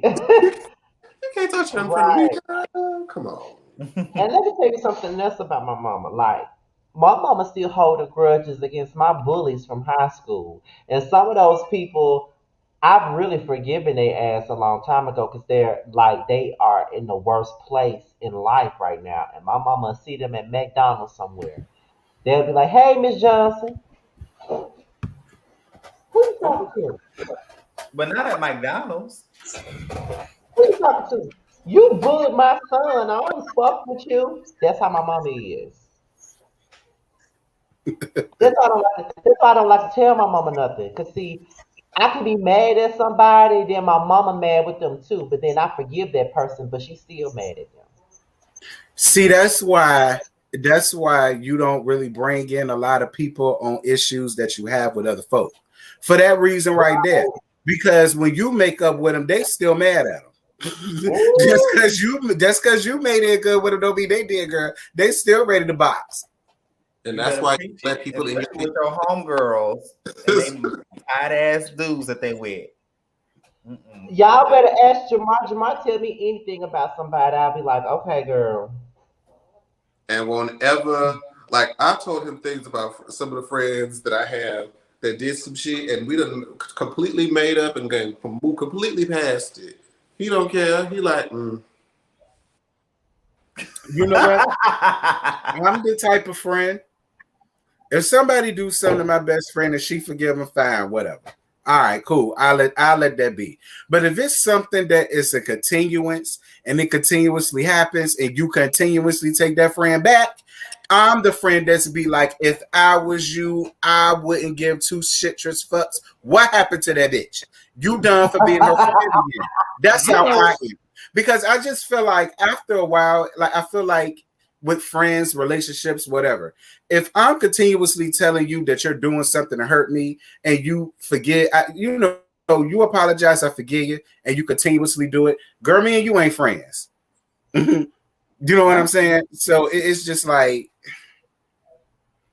What and then in high school, what used to be really, really annoying was when you would be friends with one person, then they start dating someone, and you become friends with Mm, that person. Then they break mm, up, and then she's like, "Well, you were my friend first, so now you have to stop talking to them." I'm like, girl, I know you lying. "That has I hate that your shit. relationship, dissolving has Yeah, nothing with their and our relationship." So, and if I feel that you. person and I just click and we become real cool, I'm not gonna break off that friendship because y'all broke up. No, girl. And then now I'm I just And like, have to, seen friendships end because of that. They literally stopped being friends with a bitch because of that, and unless still they not friends with her. you, slapped you, beat your ass up, or just did something just harder. But if y'all just dissolved from irreconcilable differences, Right. that's nothing to do with like, me. I hate that. And see, this is why I don't like to be friends with my homegirls, boyfriends, and shit, because it's like once it's over between them, it's like, why you still talking to him? Why you still? That ain't got nothing to do with me. Now you brought this motherfucker in my life, and I didn't ask you to bring him in my Well, life, but you done brought this motherfucker in my life and had me build a bond with this motherfucker. And now you mad with him. So you want me to But be then mad with him. I hate when they be like, "Well, if you love me, like I feel like you do all this to hurt me, and I like, what if I tell you that it makes me sad that you?" I'm like, okay, so well, how do you think that that makes me feel? Mm. Right. Like, so you're telling me that I can't have a relationship that is good for me? It may not have been good for you, but it's good for me, and now I Being have to end it. friends, No, yeah. It's so funny because being friends with girls can be very complicated. I have had my very much fair shares. Dealt with the same stuff Scotty has went through, as well as friends being like, okay, like with girls and stuff, being having friends with them. Oh my God, I don't know what the issue, but like, when you do like birthday dinners and stuff and invites, oh my goodness, don't you invite somebody they don't know, or you leave, or you have to say, hey, I might be coming a little late, or cancel, give them a little week notice. Ooh, child, they will damn near block you. sometimes I'm just like, girl, you just gonna sit here and do all this rah rah, all this the moment you Right. want to fuck with me in the first place, and that's fine. Ex- exactly. That's fine, girl. And Exactly. But see, another thing though, I'm not the type of person that will try to make my friends choose either. I don't like that. Like, if I fall out with a person, that's my falling out. Thank you. I don't need you to fall out with them just because I did. You know what I mean? Like, it's my issue. So, if you want to have an issue with them, that's on you. But I prefer you don't because it's Right. my issue. It ain't got nothing to do with you. You know what I'm saying? And I would never put any of my friends in a place where, listen, if you're gonna be friends with this person, then you can't be friends with me. I don't give a damn Exactly. who you're friends with. now Or I here's a fair middle ground between the two. So let's say you fall out with somebody that you brought around friends with them. That's fine. If you want to stay friends with them, that's fine. However, what I would expect for you to do is that if I am brought up in conversation, you either derail that conversation or you at least defend. Hmm. Don't sit there and let them run my name through the mud in front of you. Because they'll be like, hey, look, I'm still friends and cool with that person. I'm not going to, I can't just sit here and have you dog him out like I'm going to go. Like that's the middle ground that you can kind of agree on. It's like, okay, if you're gonna be friends with that person that I don't fuck with, just leave me completely out the equation. I don't even want them Yeah, talking. I know exactly what you're talking about because I remember like 2 years ago, I went to like this birthday party or whatever this girl was having. And one of my best friends used to be best friends with her. And they're no longer friends. They ain't been friends since we graduated high school, and that was like 14 fucking years ago. So, but at that time, 12 years ago. So I was at the party and they started talking about her. I heard them bring up her name, and I said to myself, okay, see, these bitches gonna bring up my friend's name, and now I got to argue with these hoes. So they done brought up her name. They started talking about some old shit. And I said, listen, I don't care who house I'm at.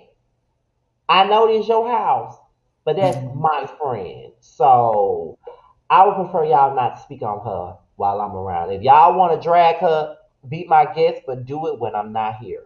Mm-hmm. That's all I ask. Mm-hmm. Anybody, And, why you gotta be that sensitive? Why you gotta be the one to bring that up? and that's the first thing they said. And I'm like, it's not about being sensitive. Don't talk about my homegirl while I'm sitting here. That's disrespectful to me. You know that's my friend. And you want to talk about her in front of me. Because if I was with her right now and she was dogging you out, you would want me to do the same thing. Thank you. But you want me to just sit there and let them dog your ass out? If you heard that I was sitting there letting a motherfucker dog you out, you wouldn't like that. So you think I'm gonna let you sit up here and dog her out when she's not here to defend herself? Oh, no. Mm-mm. Wow, that's They're just crazy. like somebody sitting in front of me talking about Jamar like a dog. You out, bitch. You talking Yeah, about I who? don't do that. I think with me, and I think there's a lot of people don't really understand. I mean, with me, friendship to me is loyalty. If I call you my friend, I if I listen, I expect you to keep it real, vice versa. Okay, I respect loyalty, honesty, and also energy to be reciprocated. We don't do one sided friendships over here, especially after a certain age. Mm-hmm. And Scotty, there's only You one know, person who's ever really talked about me. you said what? So Scott, Huh? there's only one person, actually two people, only two people that has ever really had anything bad to say about me. What two people? Think about the Circle Atlanta and think about the G Stats reunion.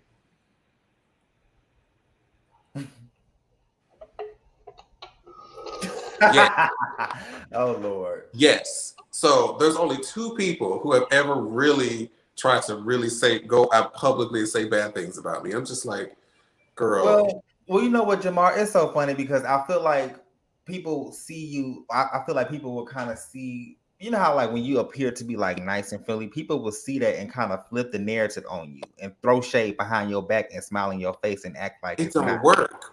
It won't work. You It know what I'm saying? When never you do clownery, the clown comes back to bite.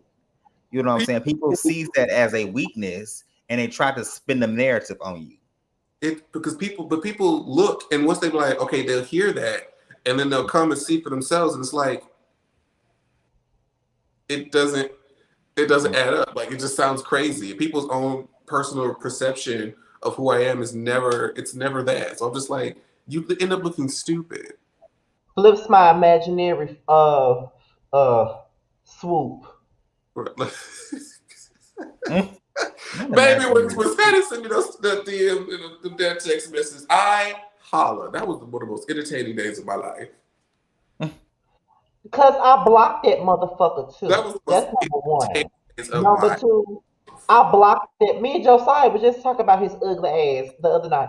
I blocked that motherfucker because number one, I'm not gonna argue with you while I'm at work. See, I can't argue with no text message good while I'm at work. See, I got Okay. to like I I don't can't argue with you with no text message while I'm right. at I work. don't like texting back and forth. I'm gonna call you. Mm-mm. Mm-mm. and there's Don't so be many don't hit up my DMs want to argue while I'm at work. See, when I'm arguing with a person through text and DMs at work, I gotta stand in one damn spot. I gotta stop what the fuck I'm doing and walk in that back room and text and cuss your ass out. I ain't got time to keep doing that, bitch. You blocked. I said what the fuck I had to say, and you're blocked.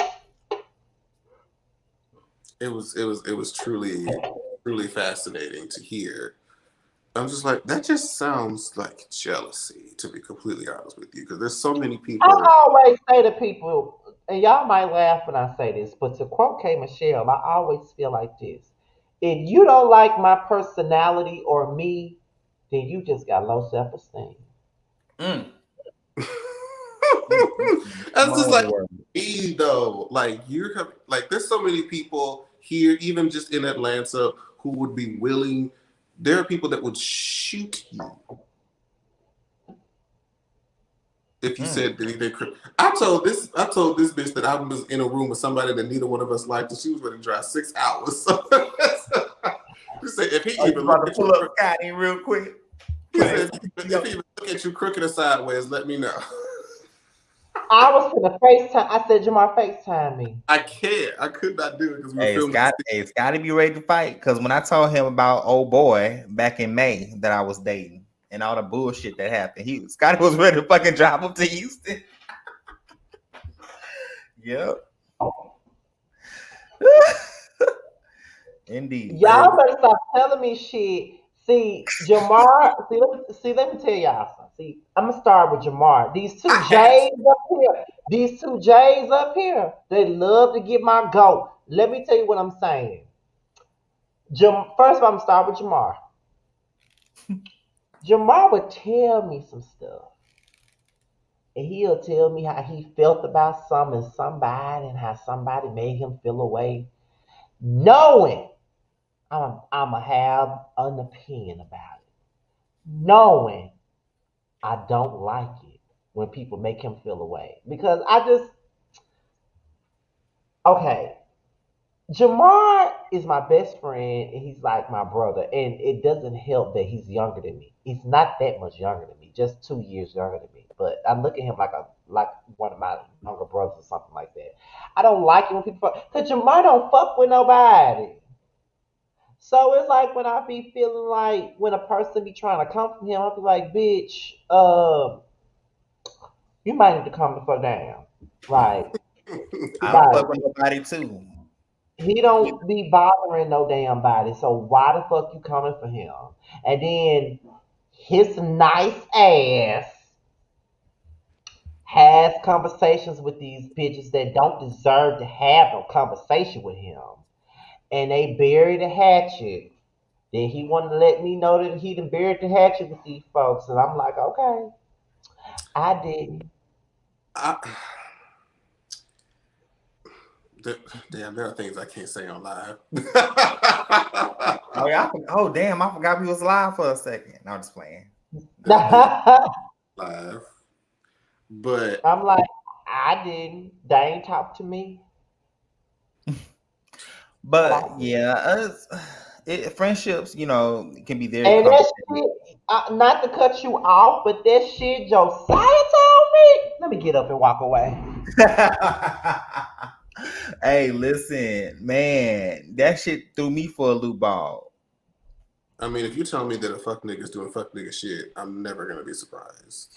But it's just, it's my truth. I did a video a few days ago talking about it. A Oh, you guy finna that I talk was about with, it now? huh? You finna talk about it now? No, no, no. I was just saying I did a video about it about that dude, but it Oh. just really just threw me for a loop ball, blocking me out the blue, and we was really like, I guess you could say exclusively dating like that. Hmm. Because ain't shit. But I'm gonna hoes. tell you. I'm gonna tell you another thing, Josiah. My last boyfriend, when I was homeless and Mm-hmm. stuff, I'm Oh, sitting here. girl, I'm sitting here living out of a hotel, and I'm telling Jamar all this shit.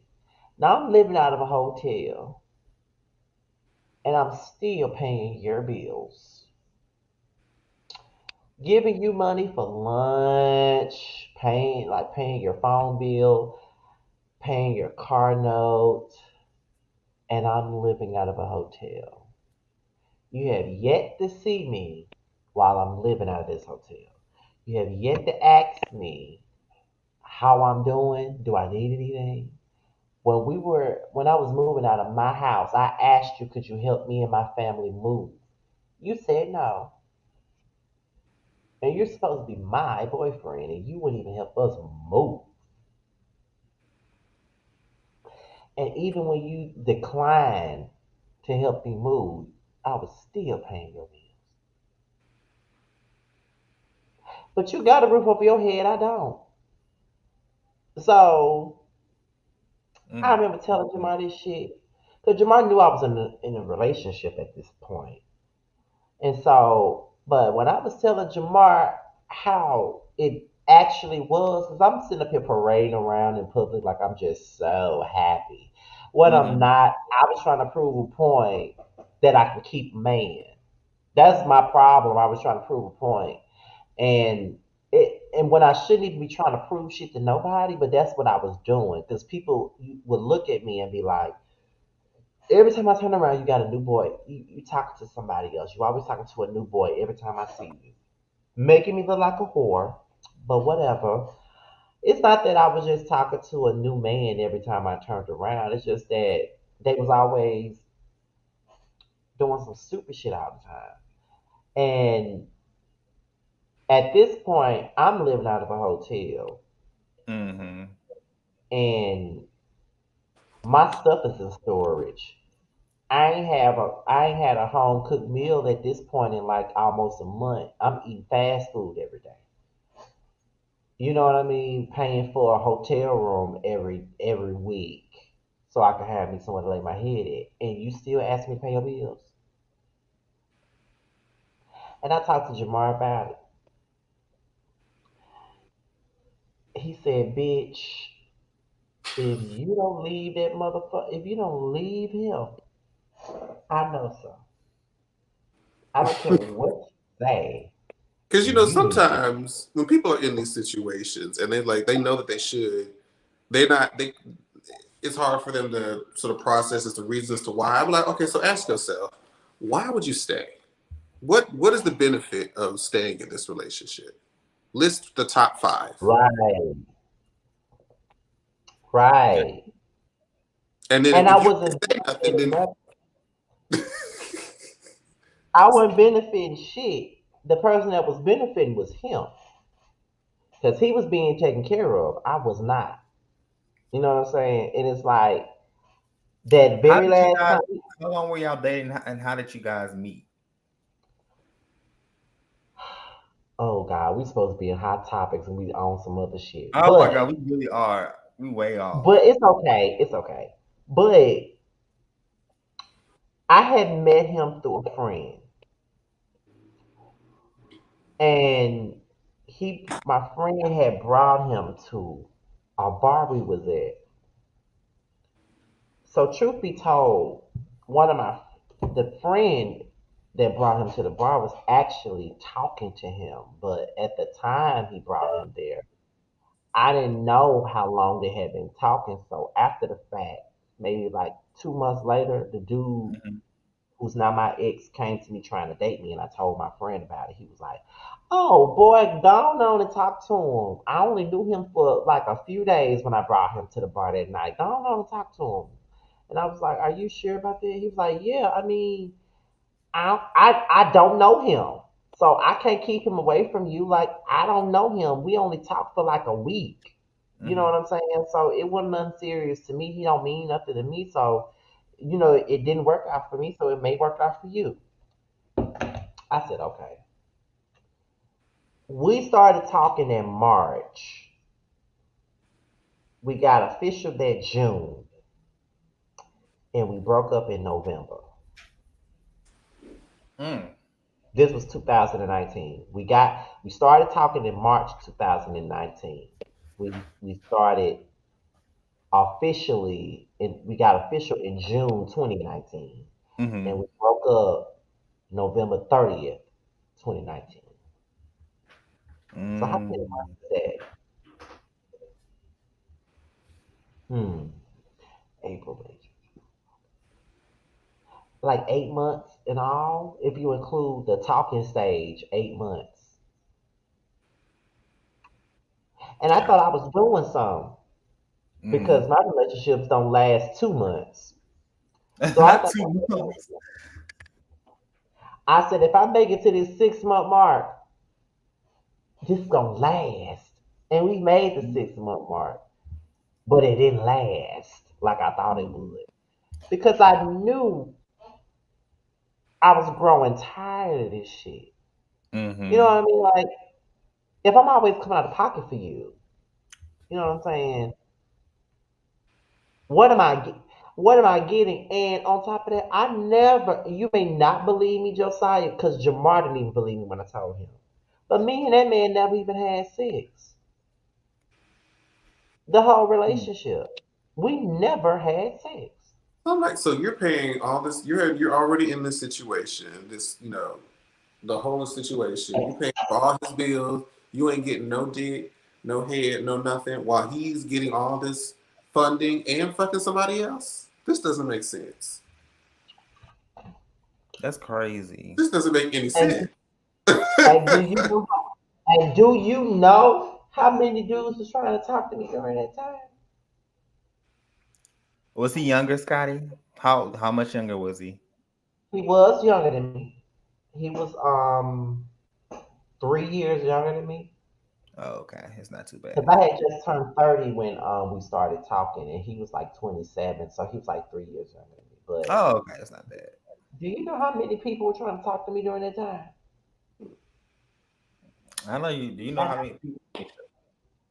see, and I told him no. And when I told Jamar said, "Are y'all even having sex?" I said, "No." Then what's the point?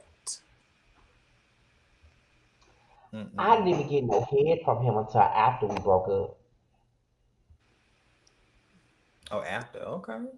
I After mean, we broke up. And that I feel like that's probably what I said verbatim. It was like, so why are you here? What are we Because doing? he said he wanted to wait to have sex. And I was just like, okay. Oh, okay, well, while you're waiting, do, do, do, do, do. wow. Never mind. Well, I'm gonna say, ooh, girl, I'm gonna say some You know shit. Now what? we We're got gonna move so on to much. the next. You know what? We're gonna move on to the next topic because we getting real personal tonight. I'm gonna go into some shit. Right. Let's move God, are on to you the next. tipsy? I am.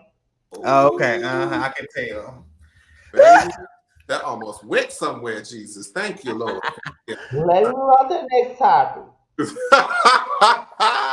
Now, the next topic is Sheree Whitfield. Now, apparently, she's open to return. Come back, bitch. Come Jamar. back. Come back. Come back now. Now, apparently, she's open to returning to the Housewives of Atlanta next season. But she said if she returns, she's holding Your a peace. name, can we talk? Oh my God. Girl, I Come want. on, Jamar. Come on now.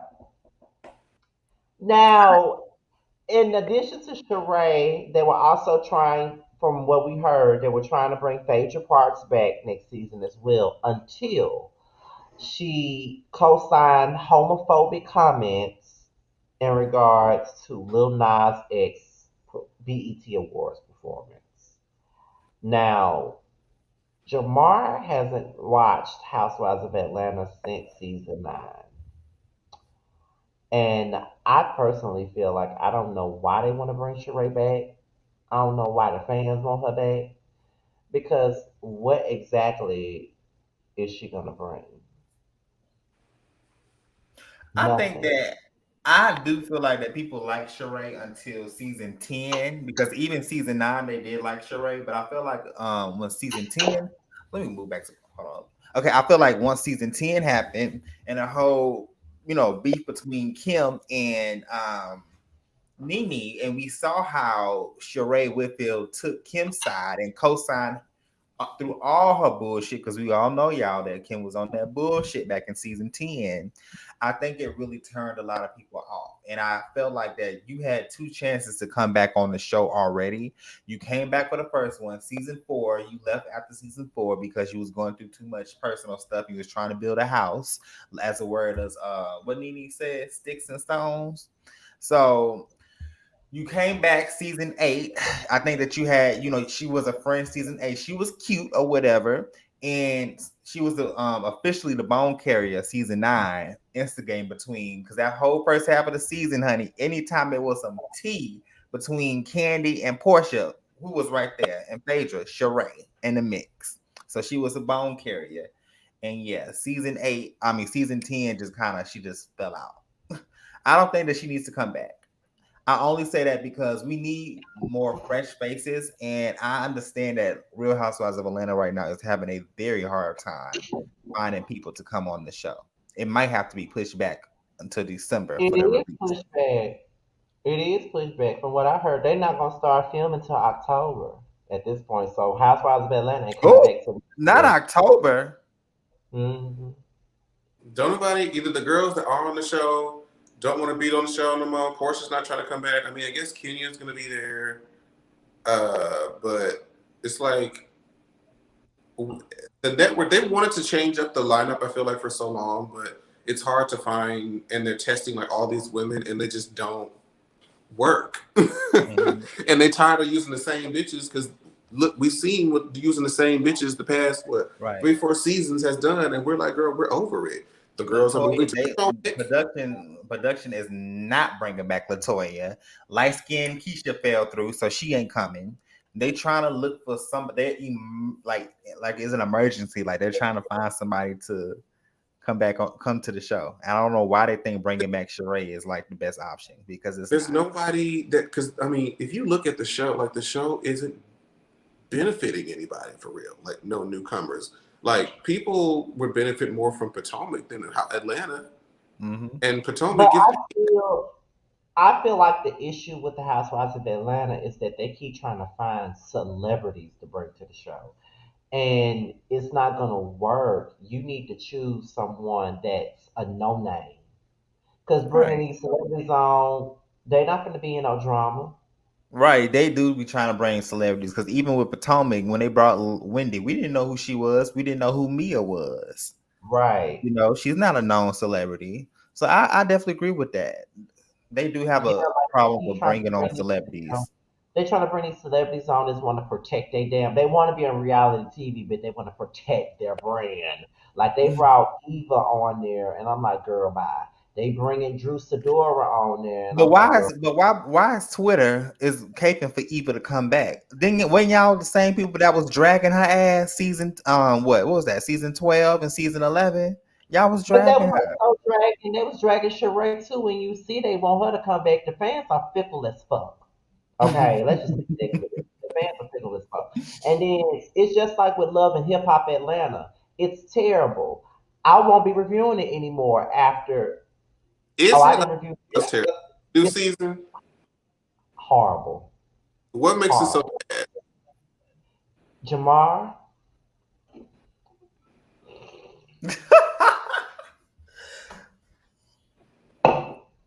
me and Josiah did a whole live about Love and Hip Hop Atlanta. Baby, we broke that shit down. A to B to C to D. And Jamar, Love and Hip Hop Atlanta is fucking terrible. It is not the show that you and I came to be best friends from. It's not the same show. It's terrible. Um, First of all, Kirk and Georgia Prune is still there. Um, Carly is demoted. She's not even open credits no more. Yeah, she's a friend of the Um, cast. she's a friend of the show now. Scrappy and Bambi, they're now friends of the show. Um, they bringing these new rapping girls, Young Baby Tate, um, I'm a Predator Great, and whoever this other bitch is, they bring home too. Then they bringing in Yandy and then DC from New York and Erica Mena and Safari. This feels like Love and Hip Hop New York. This is not Atlanta. Is Like, is Erica Mena and Yandy cool now finally or no? I wouldn't know, child. That's Lord the Jesus. cast. And who else? Young Jock is not a main cast member anymore either. Mimi, I don't even think Mimi is even on the show anymore. She's not on this season, I don't think, yeah. Did And they bring, what's Kiara, her name? Arian, no, Erica back. Did I see I Erica? haven't seen. I haven't Mm-mm. seen her. Oh. And Sierra, I don't know if she's in the main credits or not. I'm not I sure. think she is Sierra Gates. Oh, okay, wait, Jamal. When did you stop watching Love and Hip Hop? What year is this? We're in 2021. 2021. I stopped. I'm trying to remember what was going on Love and Hip Hop Atlanta at the time. Was you watching when Jocelyn was still there? Didn't Jocelyn leave and come back? No. She came back to Miami, the Miami She franchise, went but to not Miami. She went yeah. to Love Hip Hop Miami. She never came back to Atlanta. I feel like I stopped somewhere in 2018. And then I think that was when I stopped Hollywood as well, because that Hollywood one with Mickey Monday, and they had a whole 20-minute segment of Princess and them looking for that damn dog. I'm like, don't bring it Oh, up. that was Don't bring it. 2019. was it? Don't bring it up. Yeah, that was Don't 2019. bring that up. It's like, that's when I knew that these networks, because I had already stopped watching Housewives, and I never really gave Miami a chance for the second season. I thought I was going to care, but I didn't. And then when Hollywood was doing what they were doing with the whole April and now Fizz thing, and I'm just like, I don't care about none of this. None of it. It was so crazy to me because season 5 was such a good. It started off with K. Michelle coming for Lyrica Ass, and it was a good ass season. And then they changed productions, Big Fish Productions, and then bro, just went down. That may have been the last one. I remember when K. Michelle and Lyrica was getting into it, and that's when not Safari, when A1 hopped across the table like a chimpanzee at Safari. Yeah, that was season 5. That was the last time I was. That was the last good season. Brooke Valentine was there. Yes. Yes, Brooke Valentine that's was the last good season. That was the last time I watched Love and Hip Hop Atlanta and gave a fuck, when she was over there trying to be with Marcus but fucking Booby. Mm-hmm. Exactly.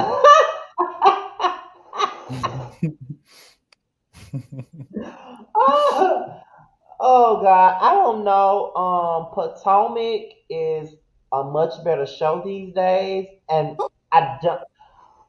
I'm guessing Housewives of Potomac, huh? Somebody, who is this? The area said they love D. Smith. Oh, no, How do you block them? How do I block that person?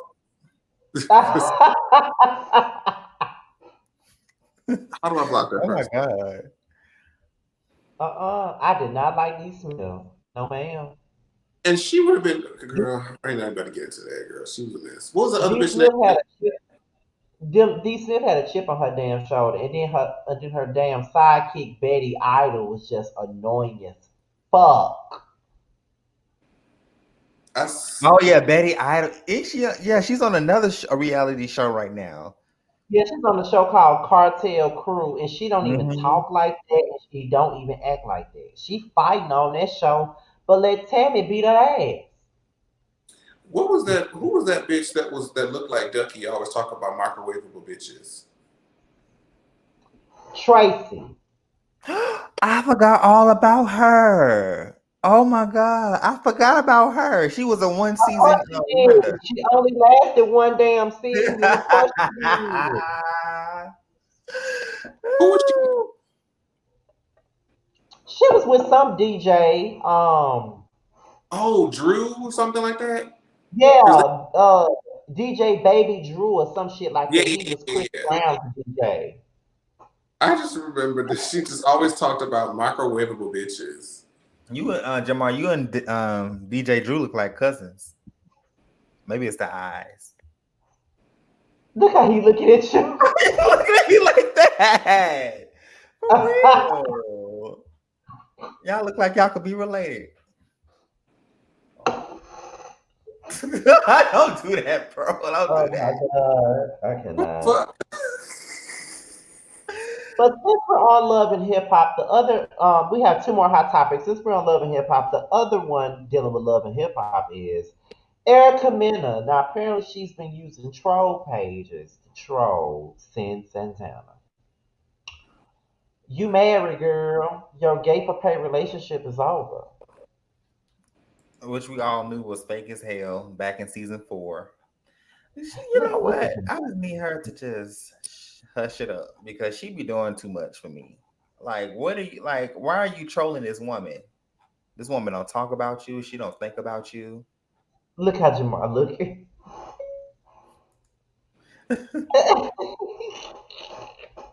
But you know what? I swear I have been so detached from these hoes. I'm like, Okay, but since you detached, what about? Because go no, as a ahead. matter of fact, we got two more hot topics. As a matter of fact, because I forgot that I added this one along with the other one. Because it's another one that I added to the hot topics, and Josiah was like, "What the fuck?" I was so tickled. But I'm gonna say that. I'm gonna say that one for last. How do y'all feel about the Texas Senate passing the bill that no longer requires schools to teach that the KKK is morally wrong? How do y'all feel Texas about is one of the most racist Republican states ever. So whatever they try to do to, you know, I don't know, whatever they try to do to the elite delete like that horrific past, they're gonna try to do that. So I'm not surprised. Texas is just the absolute worst. Like, are you serious? Like KKK was a terrorist organization, and it is what it is. Like you said, I was never surprised that it was Texas. The only I would if it said Texas or Florida, I would be like expected. And Mm, there was a picture on Instagram that I saw years ago that somebody posted from like a element. It was like an elementary school history book where they talked about Christopher Columbus and the removal of the indigenous people from the Native Americans, and they called it Moving Day. The textbook said that the indigenous people wanted to make room for all the new what do they call them, travelers or whatever they call them. They wanted to make room, so they uprooted their entire villages and went somewhere else to make room for complete strangers that they didn't know. it? Hmm. You gotta be better than that. You that don't even sound right. If I can find it's so Right. in my Instagram. I don't think I can find it, but it was disrespectful as fuck. I'm like, moving day? Oh, the Native Americans uprooted their entire culture and villages and moved to somewhere far the fuck off just so that these new travelers could have a place to live. Oh, and another thing too, because somebody just put it in the chat, and I think that is true. I think I heard this too. Look at the screen, Jamar. It says, I think they are also not allowing them to teach MLK and Native American history as well. I heard about That's that. fucked up. Then why am I paying the taxes to send my child to public schools if they're not learning shit? Hmm. Why? And I picked this topic because I know that Jamar lived in Texas, and I know that Josiah lives in Texas. And I just wanted to know what y'all thought about that because I just think that that's absolutely crazy that Luckily, they are talking about teaching. Damn, Terry, but teaching people that the Ku Klux Klan isn't morally wrong. How is it not morally wrong? That's I my don't even feel thing. like that's going to work. I feel like the internet will always be a thing, and anybody that will try to spew that mess if they get older is gonna be like, "No, girl, let me show you what the real tea is." And They're luckily, trying to, yeah. so luckily, I lived in Houston as an adult, not as a child growing up trying to learn anything from their scholastic system. Most So No, but you know what? Honestly, like I feel like this. I think that we're in a new generation, and they're trying to delete the history what our ancestors went through as Black people, as far as civil rights, being terrorized. I mean, Black people has been terrorized for centuries. I mean, forever. You know what I'm saying? To the like even the whole Oklahoma, Black Wall Street being burnt down in the 1920s in Oklahoma. Like it has always, for some reason, just even our existence has always bothered white people. So now it's just like the fact with Texas, ironic, one of the most allegedly, well, not allegedly, but one of the most racist states is trying to get rid of his like MLK, Native American. And it's just more of the white agenda, and I'm just not here for it. That's it. It's like this too. How you gonna teach history and don't talk about Black history? I just want to know what are they going to say to make it not morally wrong. That's If what I'm not morally saying. wrong, what were they doing? That's what I want to say. Now, being that Terrence just came back, we're in hot topics. Just to let you know, so you can be caught up. We're in hot Mm. topics now, and we're talking about the situation where Texas has passed a law for the people, not really the people, but Texas Senate passed a law that no longer requires schools to teach that the KKK is morally wrong, and also they're also not allowing them to teach about the Martin Luther King history as well as the Native American history too. Any thoughts on that? No, ain't no thoughts. It's what it always is. It's the thing at the beginning of time. I mean, I'm not surprised that they don't want. What is Oh, going damn. on? God damn. What is going What is going on? Oh, damn. I'm waiting to his opinion on this too. But it's like I can't imagine going to a history class and I don't hear nothing about Black history. We're not talking about MLK or we're not talking about Malcolm X. Like that don't make no sense to me. Here comes Terrence. Hold on, y'all. I mean, They're even just trying. as a Black person, I would wonder, okay, I'm hearing about all these white people, but like, how did I get here? Like, how did my parents, my grandparents, my ancestors, like, what role did we play? Like, did we just poof and here we were? Like, But y'all see Right. what just happened? The minute y'all asked me about the KKK and all that fuck shit they got going on around there, I got kicked off. See what I'm saying? They don't want us to talk about it. They don't want us to talk about them not wanting to do Martin Luther King and all that. They don't want us to talk about none of that shit. I got kicked slam off You showed. in the middle of In the middle of that. your I got screen. kicked Yeah. off. That's my that right there. So I'm not shocked that they're doing that. I think it's sad. It is bad enough that we got the shortest month as Black History Month, which is my birthday month.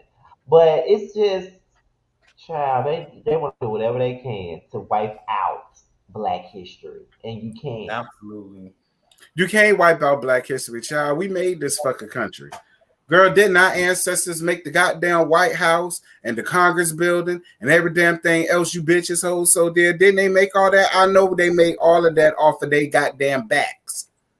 They was whipped for it. They couldn't sleep at night. Churn was taken away. They 18 months pregnant, walk around, stirring up cement and all that shit. They did all that shit, bitch. So I 18 months. honestly felt like when the protests and stuff was happening, and they was destroying shit. Girl, I don't care. Man, since made them shit for the goddamn way, we started that shit. Hell, y'all ain't gonna do nothing build some motherfucking tear it up. I can't. But you're right though. You do have a point. You definitely. Yeah, like it's ridiculous. It's like anything that's dealing with Black culture, Black this, Black that. Get it out the schools, get it off TV, get it off any of that. Fine, whatever, y'all. But it's funny how they do that, but they love to use Black culture and they like to use it to their advantage as well. Like, That's just like the band on TikTok, not the band, the strike on TikTok. How the Black creators are all banned on TikTok about making new dance craze for everybody, and now damn near TikTok struggling because the Krispy Kremes they trying, but it ain't hitting. not like the black one. And it's funny because just recently, I don't know if y'all heard it. The actress on Ned's Declassified that was on Mm-hmm. Nickelodeon. It was a black dance craze that she tried to do, and she had talked shit about it. She said it's dry, it's boring, it's lame, it's this and that. But when her co-star did the same thing she did, the same dance, and he's a white guy, she praised him and lifted him up for it. See what I'm saying? So it's stuff like that. It's like y'all love to talk shit about stuff, but y'all take it and try to create it as your own, and it's not. Y'all gotten so many like the it was a little girl, it wasn't a little girl. She was a teenage girl who did all of the eight different TikTok dances that was created by black people.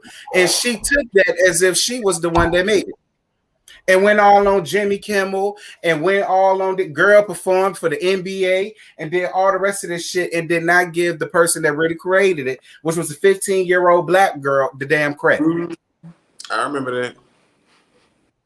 And they do that all the time. The original version, she really whitewashed it, made it so much simpler than it actually was. Absolutely, I agree with that all the way. So it's like, it's sad. And then when we stop our resources, this is what you have happen. Now TikTok don't know what they're gonna do because everybody bored with it. Ain't no new dance craze coming out. Girl, Meg Thee Stallion was waiting for them to do a new dance to their shit. They said, Meg, we love you, but this is bigger than you, girl. We ain't making no dance for that. Sorry. And I don't blame them. Because every time they do a dance, it's like the other people make it popular when they had nothing to do with it. So it's and don't like, give them credit at all. Don't give them credit for it. So it's always that savage. That savage dance. They didn't even give the woman credit that made it. Which was a black woman.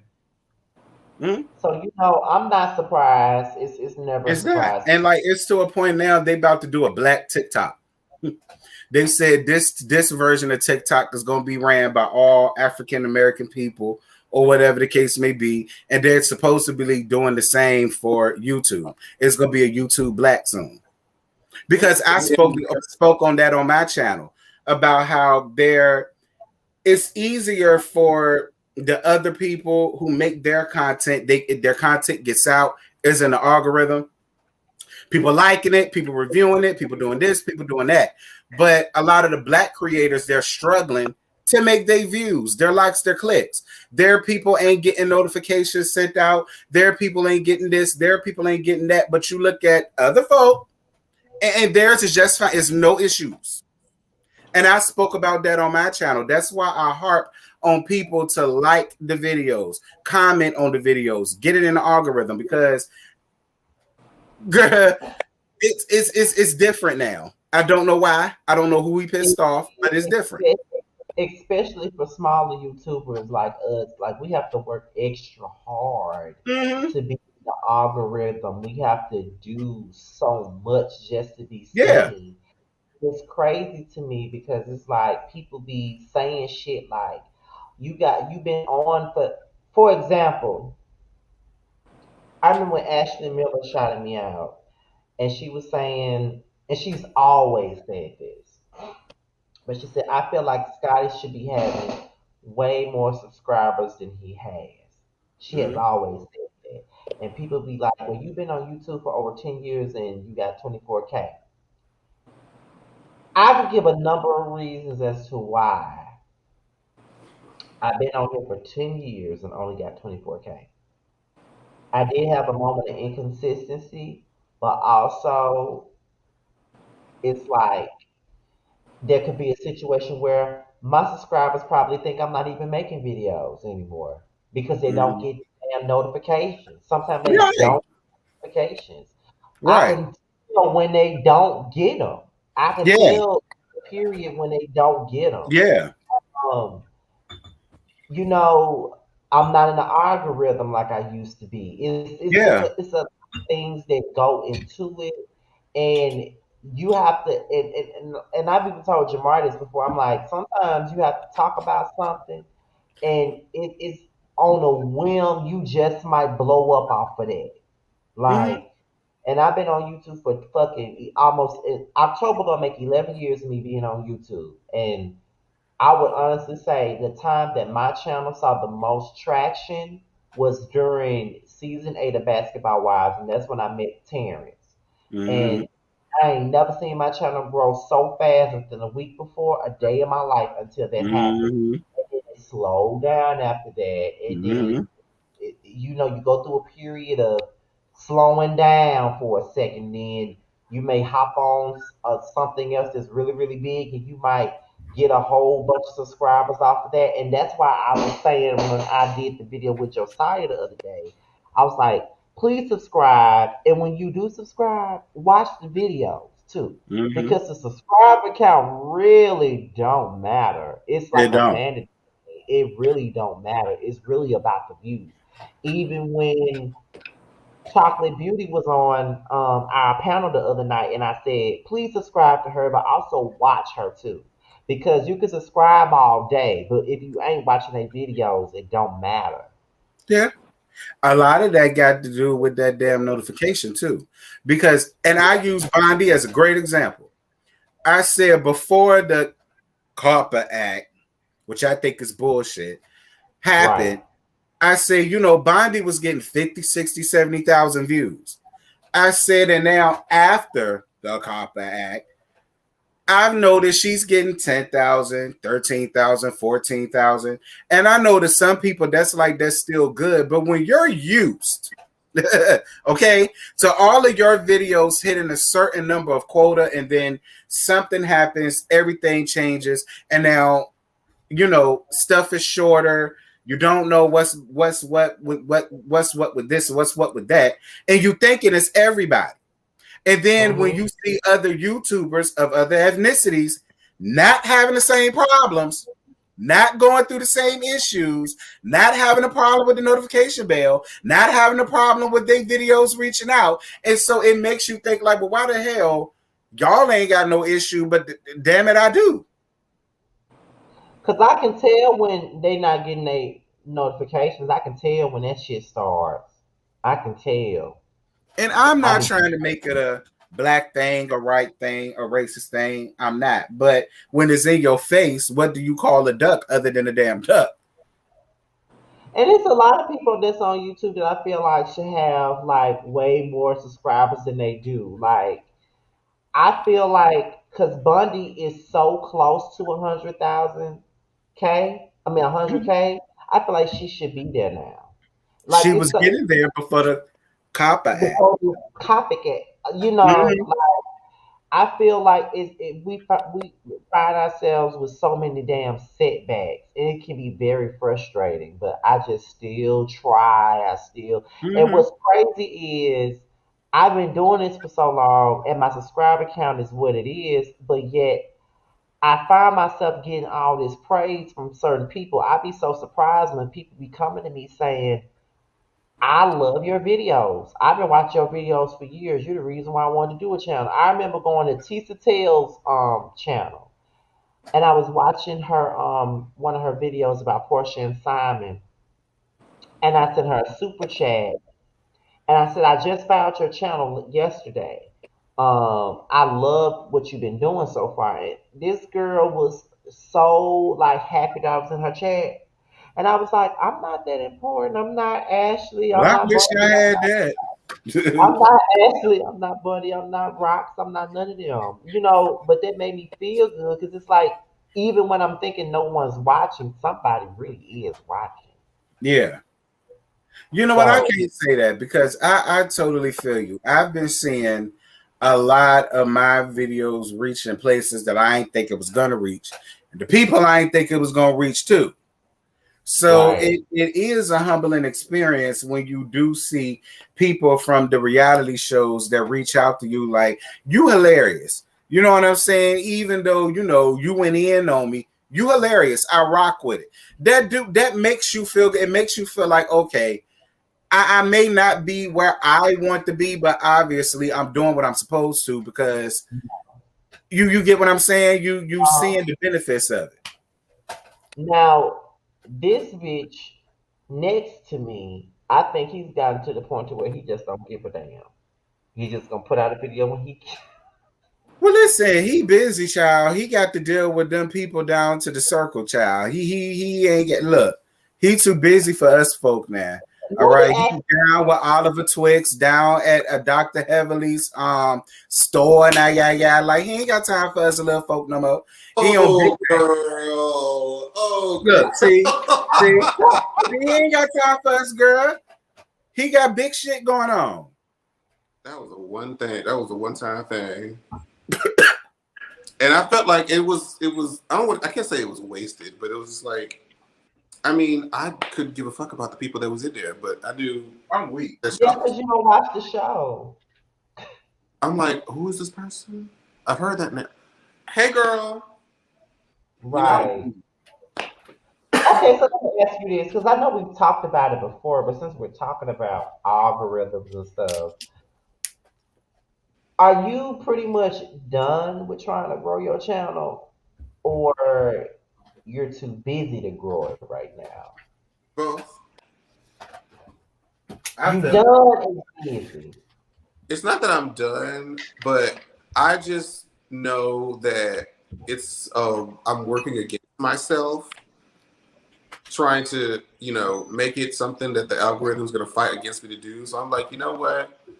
For the people that do get the chance to see it and do check for it, I'll make content for those people. And just because I have fun with it, but there's just other things. There have become other avenues outside of YouTube that I've been able to grow myself. So it's just like, well, this avenue doesn't really want to push anything or do anything for me. Let me just try and do these other things that are trying to push me forward.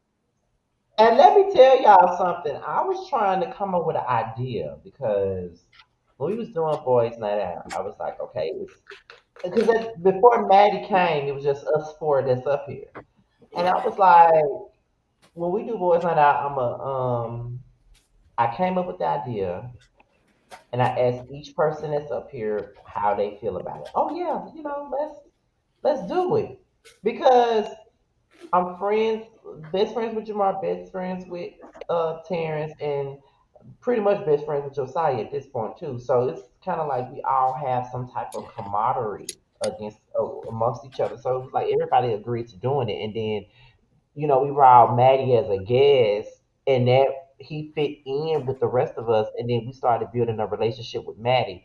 Jamar had a relationship with Maddie already, and people we joke about it all the time, but people wanted me and Maddie to be beefing so bad because we were both friends with Jamar, and that made it even better. So it's kind of like I remember when I first came up with the idea, and I was like, "Well, we're gonna put it on everybody's channel so everybody can get a piece of the pie." Jamar was like, "I don't want to do that. I don't give a damn about getting paid for this. I just want to show up, work, and get the fuck on. I don't need to do that." And then Terrence was like, "It can just stay on your channel." And then Josiah was like, "It can just stay on your channel." Maddie was like, "It can just stay on your channel." I'm like, I'm trying to give y'all something to get paid for. Jamar was like, Well, "I you don't know care what? about I it." can speak for me. For me, I feel like that's your baby. That's something that you came up with. That's something that you thought about. And I just enjoy being up here with y'all and talking to all of y'all. So I'm gonna get paid regardless.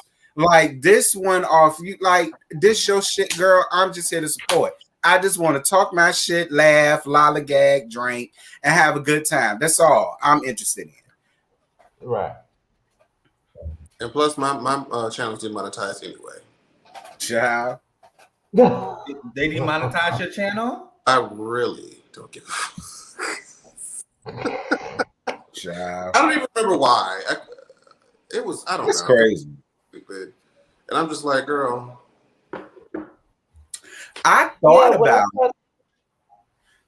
thought about starting my own panel. I was gonna bite off you. I was gonna do my panel for Love and Marriage Huntsville. I wanted to do it directly after Love and Marriage Huntsville got off.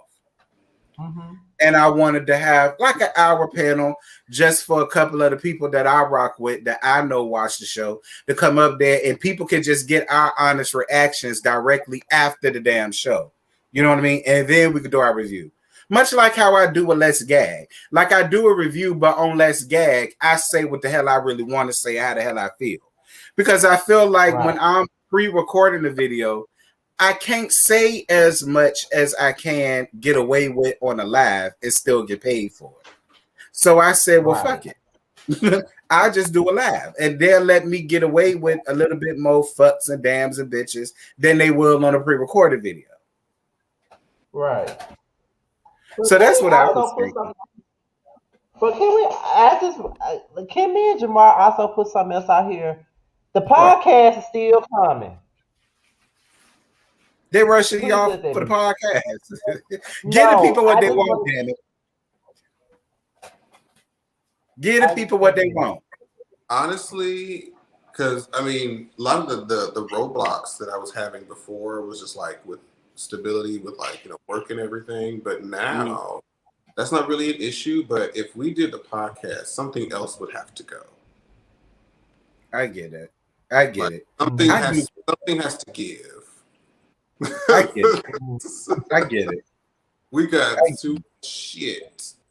I get it. Going on to add another, and then it's something that you have to do it consistently and build it and maintain it, and it's just like something has to go. Listen, I feel that way now. Huh? I feel that way now. So when Love and Hip Hop Atlanta got tired and through, it was nothing for me to get rid of that. Oh, girl, fuck you. That's one less thing I got to worry about. Because TV is coming back out now. So, you know, it's like a lot going on. What were you saying? I said, what would you prefer to go? What do you mean? You said something got to go. Oh, I mean, there's nothing that I can really, because right now, because I mean, Monday through Friday, you know, got a full-time job. And then after that, you still got to take time to do adult things, cook, run errands, do all that shit. Right. In between that time, weekly, we do our shit. And even on like the weekends, I can't plan too much time because me and Maddie have our shit. I got to make sure I catch up on Drag Race. Me and Nunu are FaceTiming just about every day, sometimes while I'm at work, editing, planning shit for the circle. I still have to go and support my friends at their like local performances and shit. Keep in contact with family members. Have my own me time to do whatever the fuck I want to do. Well, Can I tell you how proud I am of you and everybody around there on the circle? Because I can honestly say I have not gotten bored at all, and I do not have a complaint at all. Normally, I'd be complaining about now. I ain't got not one complaint. Which is the best part, because this was probably the slowest part of the entire season. Right. Then 4 going onward, it's going to be. But you know what? What I can say, Jamar, is that the prelude, we've had time to take breaks from it the last few weeks. We haven't been doing it every single week. Mm-hmm. So it's like, and we don't even do this every single week. That's true. And since we haven't interviewed, we've really been holding off. I know I've been holding off interviewing the Circle Girls just because I feel like a lot of the stuff that they would want to talk about hasn't been shown yet. Right. Yeah. It wouldn't be a reason for an interview just yet. Even though I have a friend who's LA based. She's a Black trans woman who has a podcast. Me and Jewel are doing her show tomorrow. Okay. She'll probably put it up the same day or probably this weekend. Huh? See, like I said, the podcast is still coming. We're just trying to figure it out because now we have the prelude, we have Boys Night Out. You got the panel with Maddie. Mm-hmm. We found ourselves getting into a lot of stuff. I think it'll still work. I think it'll still work. We just gotta plan it properly. I think it'll still work. The thing with Podcast Star you can pre-record those. Mhm. You know You what I can. mean? You can always. You can. Well, you can, and she does it. She does her podcast the way that we would do ours, which would mainly be us getting on Zoom and just recording the audio and putting it on the platform. I just don't know how they, do the distribution and And that's stuff. another thing we gotta figure out how to do it too. That's another reason why it's not out yet because Jamar just got a new job, and then we also got to find a way to put it together. Like we still trying to do it, but we're trying to figure out how to put it together. But all in all, I will say that I'm proud of all of us four though because we are doing a lot together and outside of each other. So I can say that much. So And we you know, support each other. We be and we sharing do. each other videos. We bring and which is what you're supposed to do. I love all of y'all. So whenever y'all got something going on, I'm down. Let me know. Yeah, I'm watching. likewise. I'm review it. We there. And Lester was. I don't think Lester was prepared or knew just how many people I was saying was ready to help recap and get this show out there reviewed on their channels. He was like, oh shit, like all these different people. So that's why he made that shout out list with I think almost everybody up there, with the exception of one person, came from me. I'm just like, girl, this is what I'm telling you. Like, the girls were ready. And even Right. like, because this, we anticipate, like, when we plan out the season probably won't be over until October. Oh, Okay. I ain't October. mad at it. Okay. It's gonna be a while. oh And wow. we're gonna have like maybe a 2-3 month break, maybe even like maybe 2 months before we start casting again. So it's like, Earl, I'm and he Right. already, proud of you, man, for doing that. Stepping outside of your comfort zone and being a director, Mm-hmm. producer, all that good stuff. Mm-hmm. Let's not forget his movie comes out in October, and I oh yeah, All know right. he want, I'm so excited and I about know he comes out on Amazon Prime in October, and I know that I know I gotta make my way to Atlanta for that damn thing. I think that. Of it's the course, man. what is it? The watching part. What is it? They're calling it a Viewing screening. party. It's gonna be. Screen. Alex is renting out one of the AMC theaters. One of the, yeah, Well, one of the listen, AMC. I have Amazon Prime now. So I'm gonna Me watch too. it and I'm gonna review it. Yes. I'm gonna watch it and review it. And you know what? I tell Scotty all the time. I have so much anxiety about that damn film because you you see the script, we practice it. Typically, what we would do is like the week before. We usually film most of our stuff on the weekends, and like the Monday or Tuesday of that week, we will get on a Zoom or FaceTime call, go over the lines, go over how we want to deliver them and whatnot, and we'll meet up, we'll shoot it, we'll do it different ways, do different angles, do all that stuff, and we don't know what it looks like on camera. We don't get to see ourselves on camera. So we'll see like maybe a little bit if they play it back while they're in front of them. But other than that, they don't show us shit. Alex be teasing me all the time, sending me screenshots and shit. Like he sent me a screenshot of the scene that me and Tremel did. I don't know what it looks like. I I just can't see wait to see it. I can't wait to see it either. Uh, just to make everybody gag, this is Horsha's confessional look for her spinoff. Somebody sent it to me in Instagram, in Twitter. I just wanted to show everybody. This her for Not her confessional look for her spinoff, child. There she not go. Portia. There go Horses, honey. They go to Walking CDC right there, child, for her Not confessional look. CDC. oh my Since god. y'all wanted me to see it so bad, the real T, the RHOAT. Since y'all follow me, I see a child. I do want to Well, answer.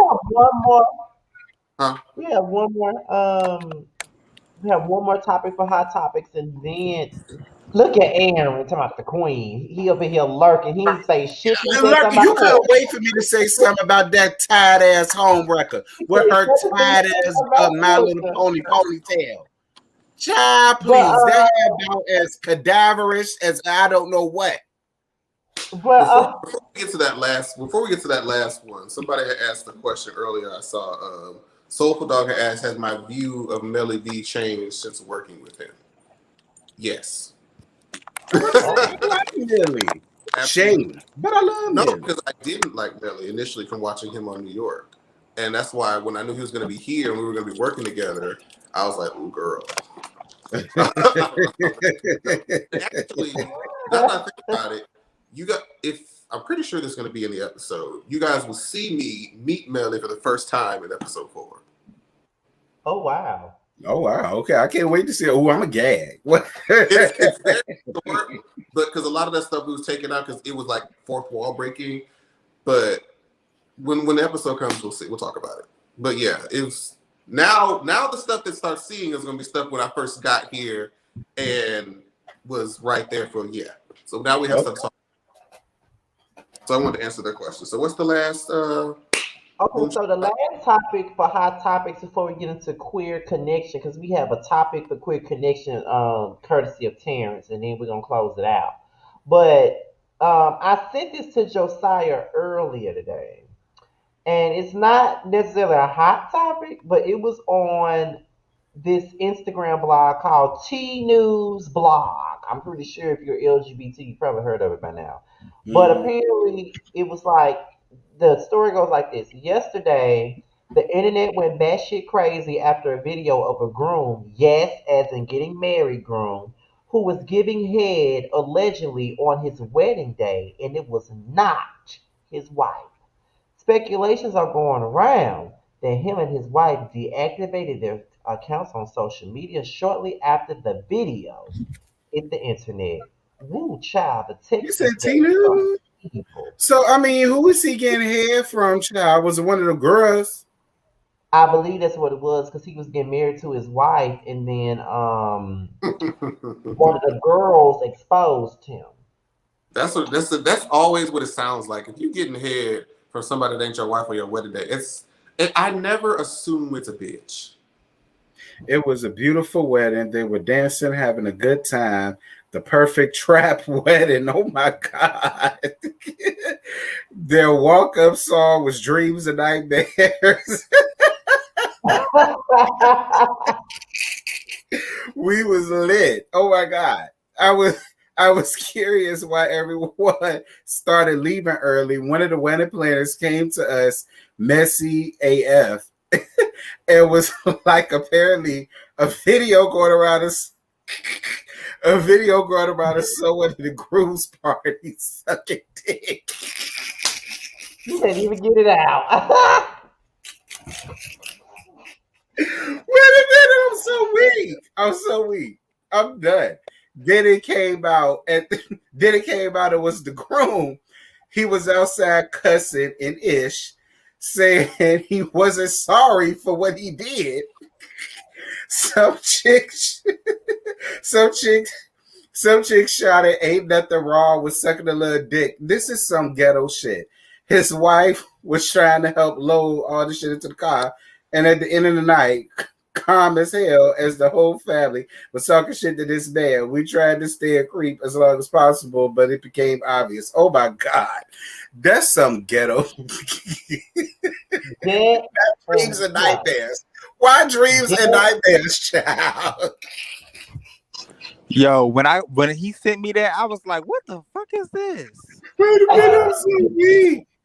Oh my God, that was hilarious. Is this real? This has to be fake. I refuse to believe this. It's not fake. It's real, child. Lord, I wish I was there. Oh my God, I wish I was there. Lord have mercy, Jesus. But see, I don't like that. I don't like that. I don't like it when the gays expose people. I don't like that. I don't Well, like I that. mean, listen, okay, because listen, he could listen. I know how these dirty trades do. He could have been telling this boy, "Oh, don't worry about it. I ain't finna marry her for real." Yada yada yada. You gonna see, blah blah blah. And then he got up there and did the complete opposite. And then Sis said, "Oh, really?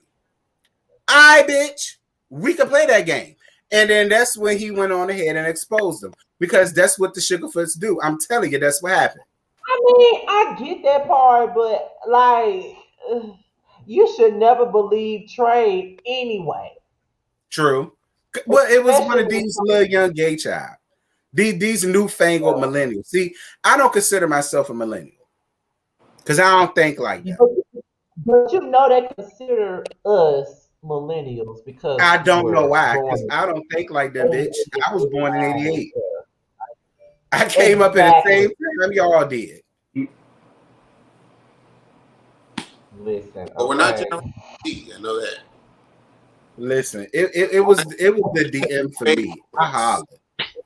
That DM sent me, girl, you messy.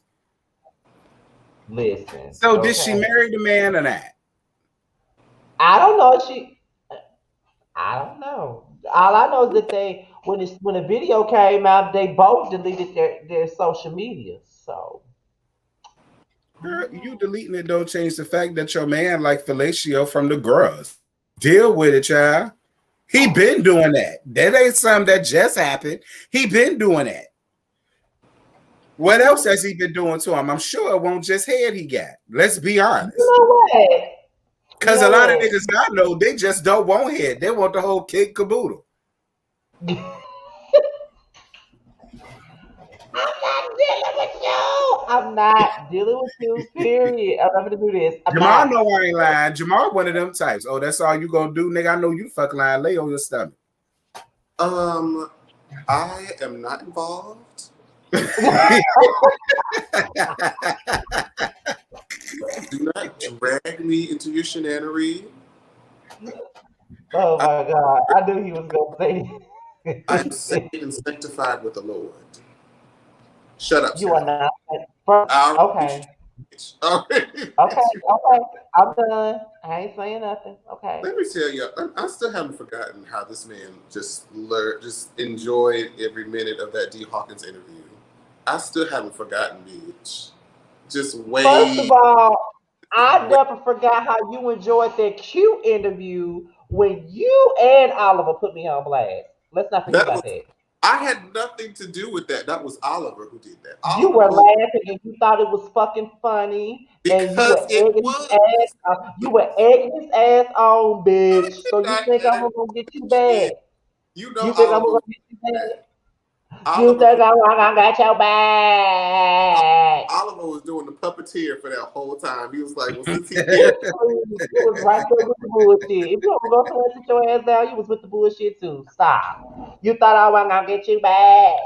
You thought I wasn't gonna get you back. that's fine. Girl, this shit 2 hours. Yeah, that's why I'm going to the last thing, child. Cause we Okay. ended up talking about other shit. Cause we started talking about a whole bunch of shit. Especially when you had to get out the live for your phone call and stuff like that. We ended up talking about a whole bunch of shit. We was all off topic, child. That's the reason why. But the last thing is queer connection. And when we go into queer connections, we talk about real life topics in regards to the LGBT community, our own experiences as people in the LGBT community. And the reason being with this one is this topic came from Terrence. Um, we were talking after we were done taping the Whether You Like It or Not panel, which is every Monday. Please tune in if you watch the Housewives of Potomac. Um, we were talking backstage. And Terrence, I still don't know how we ended up talking about this, but we were talking about how, and it was mainly about black African. It was basically about African American women, and how because since Jamar don't really review TV shows like that these days, I would say people like Terrence and I get scrutinized when we review shows like Housewives or Love and Hip Hop or Basketball Wives, and we have strong opinions about the women on the show. And when we speak our minds on the women on the show, we are accused of misogyny, we're accused of disrespecting black women, or we want to be black, or we're jealous because we're not a black woman, or things of that nature. And we always feel like when it comes down to queer black men, when we say shit like the bitch word or something like that, or we tell a woman off in a video, they want to say we're disrespecting black women or we just mad because we want to be a woman.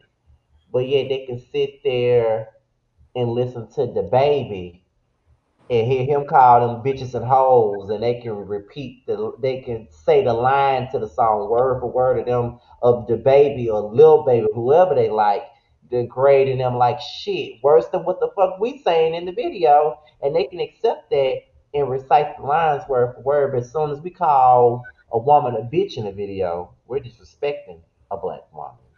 So Mm. why is it so acceptable for a straight man to say whatever the fuck he wants to say about a woman? But when we say it, we're chastised. Misogyny. Mm. Hmm. Because it's funny because I see that shit all because where it stemmed from. Kwame Brown was getting on Jason Lee Mm-hmm. about the comments that he made towards Tasha K and her child, the new child Mm-hmm. that she had. Now, I was on his side when he brought up about him talking about the child because I'm not with that either. The kids are always innocent. You can talk about Tasha K like a dog, leave the child out of that. But what Right. got me when he was like, well, why is it acceptable for a gay male to talk about a woman like that?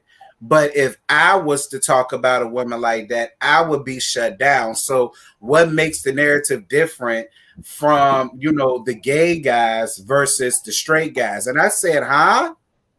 Like, Right. y'all straight men disrespect women all day, every day in music, TV, movies. Like, I mean, all y'all do is I let this bitch do this. I let her sister do that. I fucked her mama, her auntie, her cousin, all in the same day. Y'all reciting the lyrics. Y'all all up like when men disrespect, like men be up here cussing bitches out on Instagram all day. Y'all don't say nothing about that. Y'all don't say nothing about when the men be out here just straight up handling women like men. Y'all, that's fine.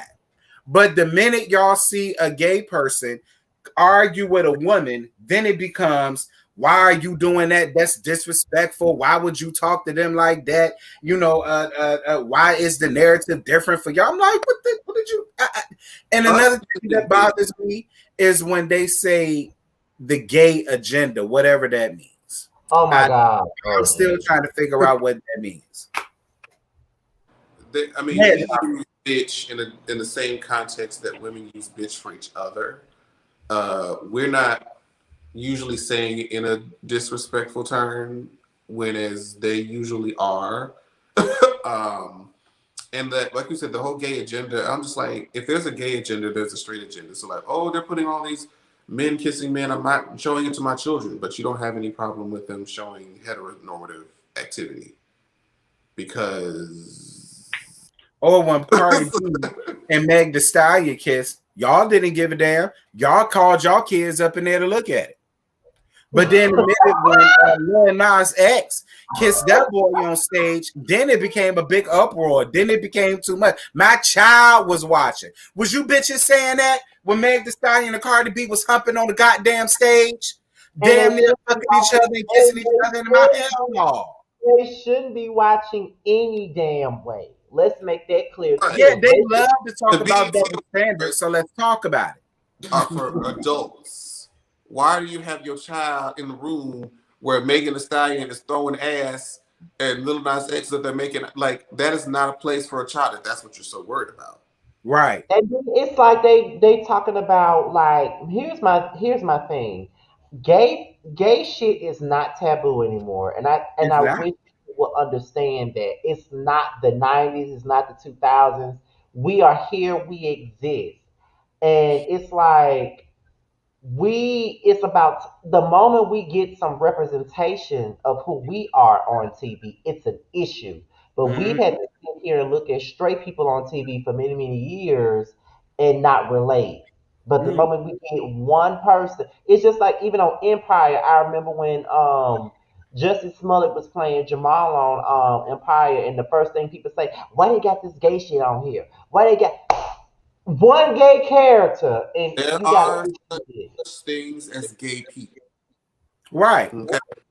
And are we Right. just supposed to find and assimilate to whatever the fuck y'all got going on with y'all straight culture? 'Cause let me tell you something. As many people tell you, straight culture is boring. It's very boring. It's very dry, Very. very Right. flavorless. Right. Whereas they know it. You know how we know that they know it because they're trying to opt for a straight pride.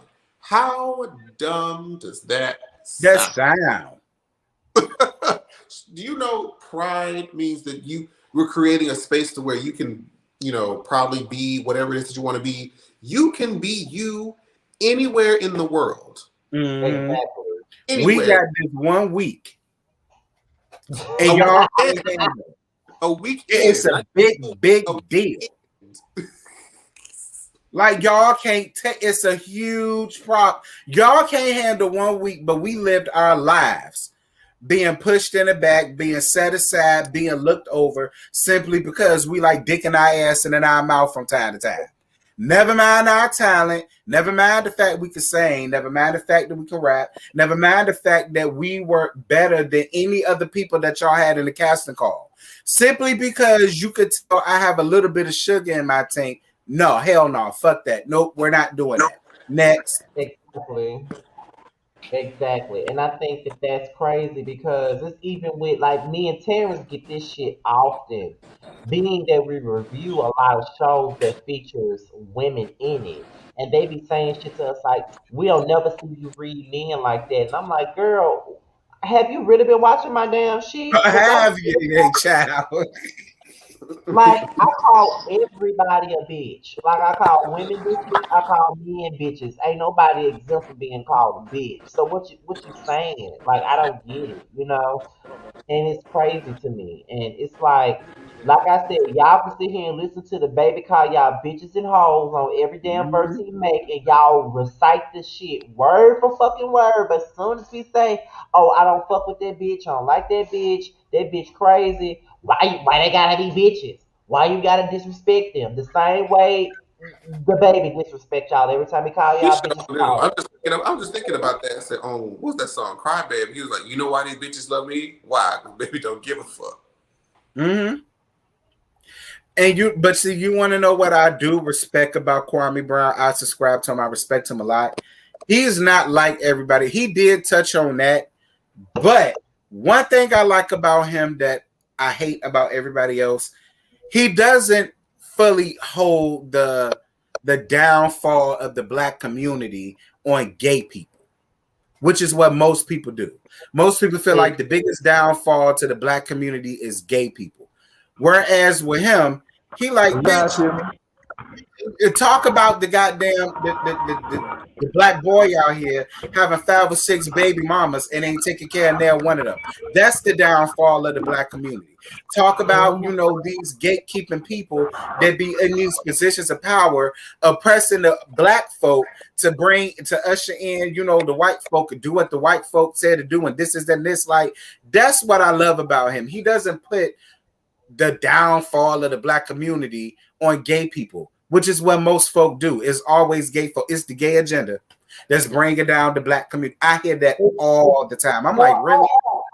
And let's not forget, it's the government that's putting all these gay people on TV because they want to make masculinity be extinct Yeah, because it's yeah. putting out, like, girl. My girl, I know a bunch of sugarfoots that will beat the shit out of you. Yo, straight ass.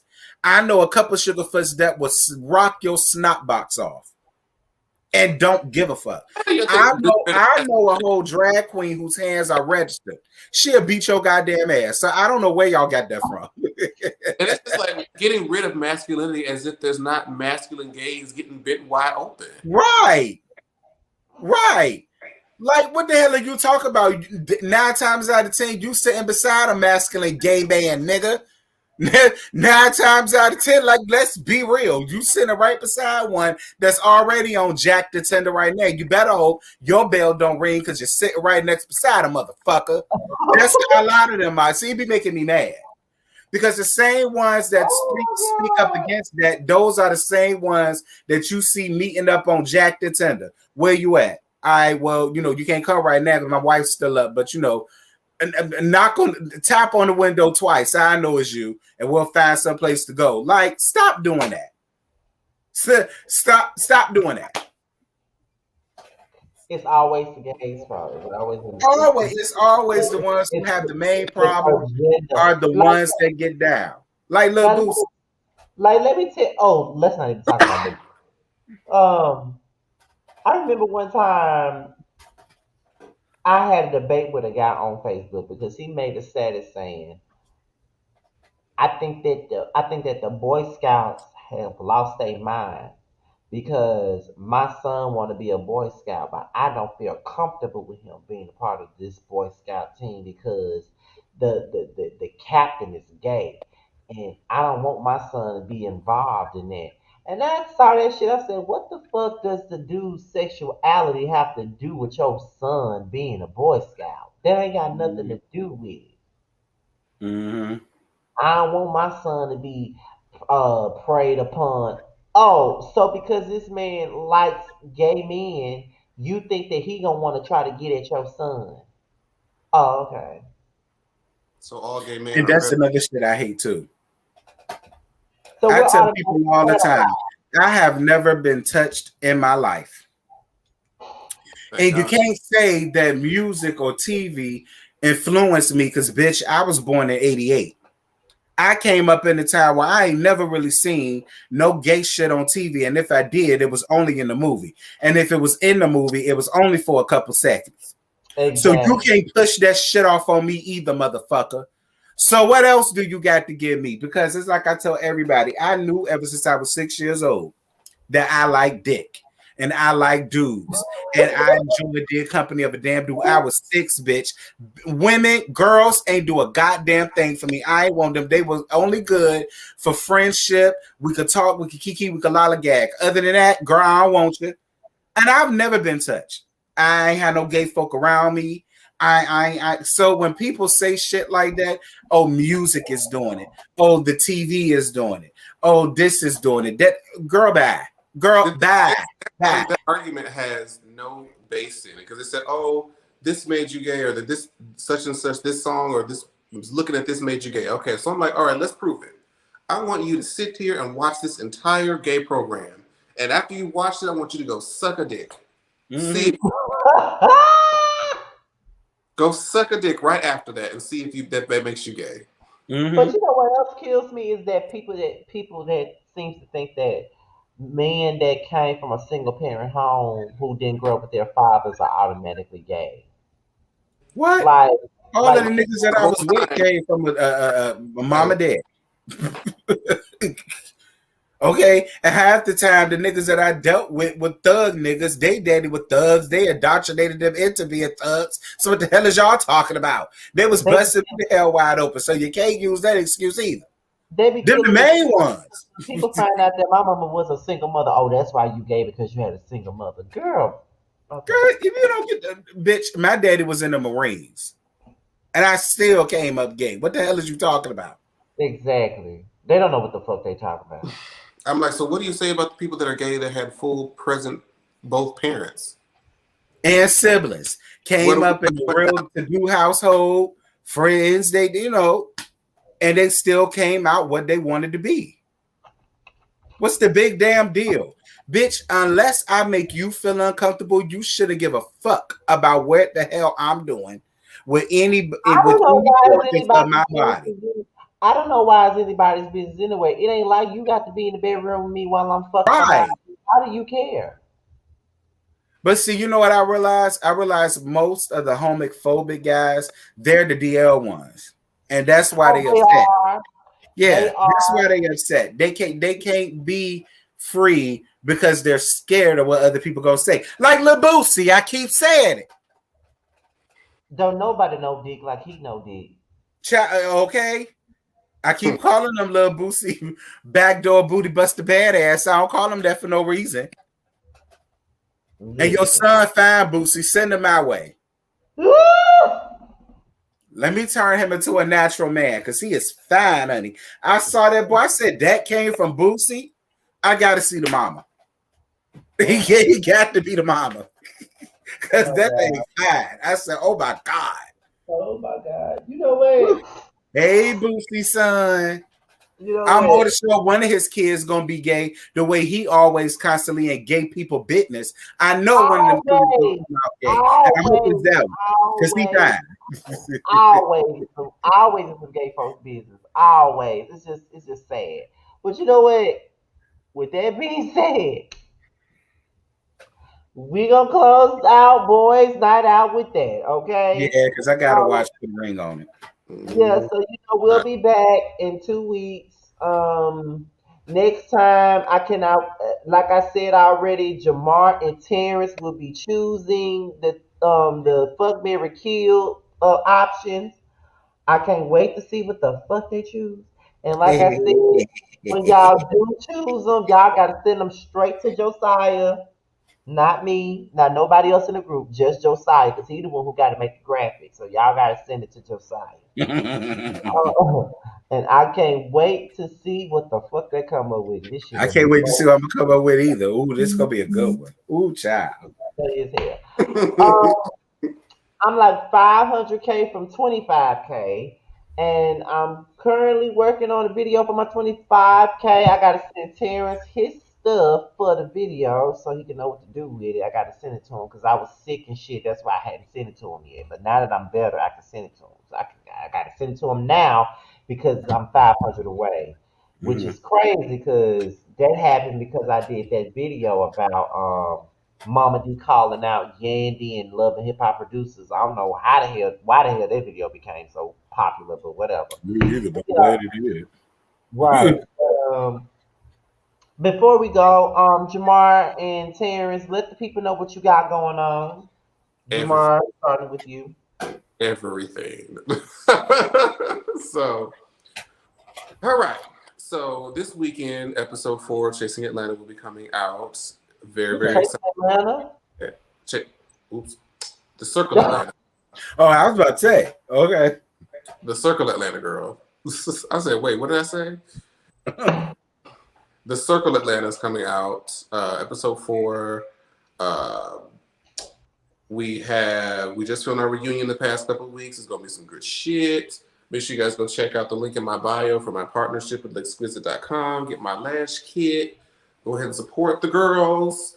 Um, we got the assistant coming up. Girl, it's just everything. I'm so grateful for it. I'm just letting it all do what it do. Bitch, I'm tired. Right. Right. I know it. Terrence, you're up next. The usual, child. I'm about to watch. Put a ring on it. Put that review out tonight. Um, Love at the Lockup is coming tomorrow, right along with Love and Marriage Huntsville.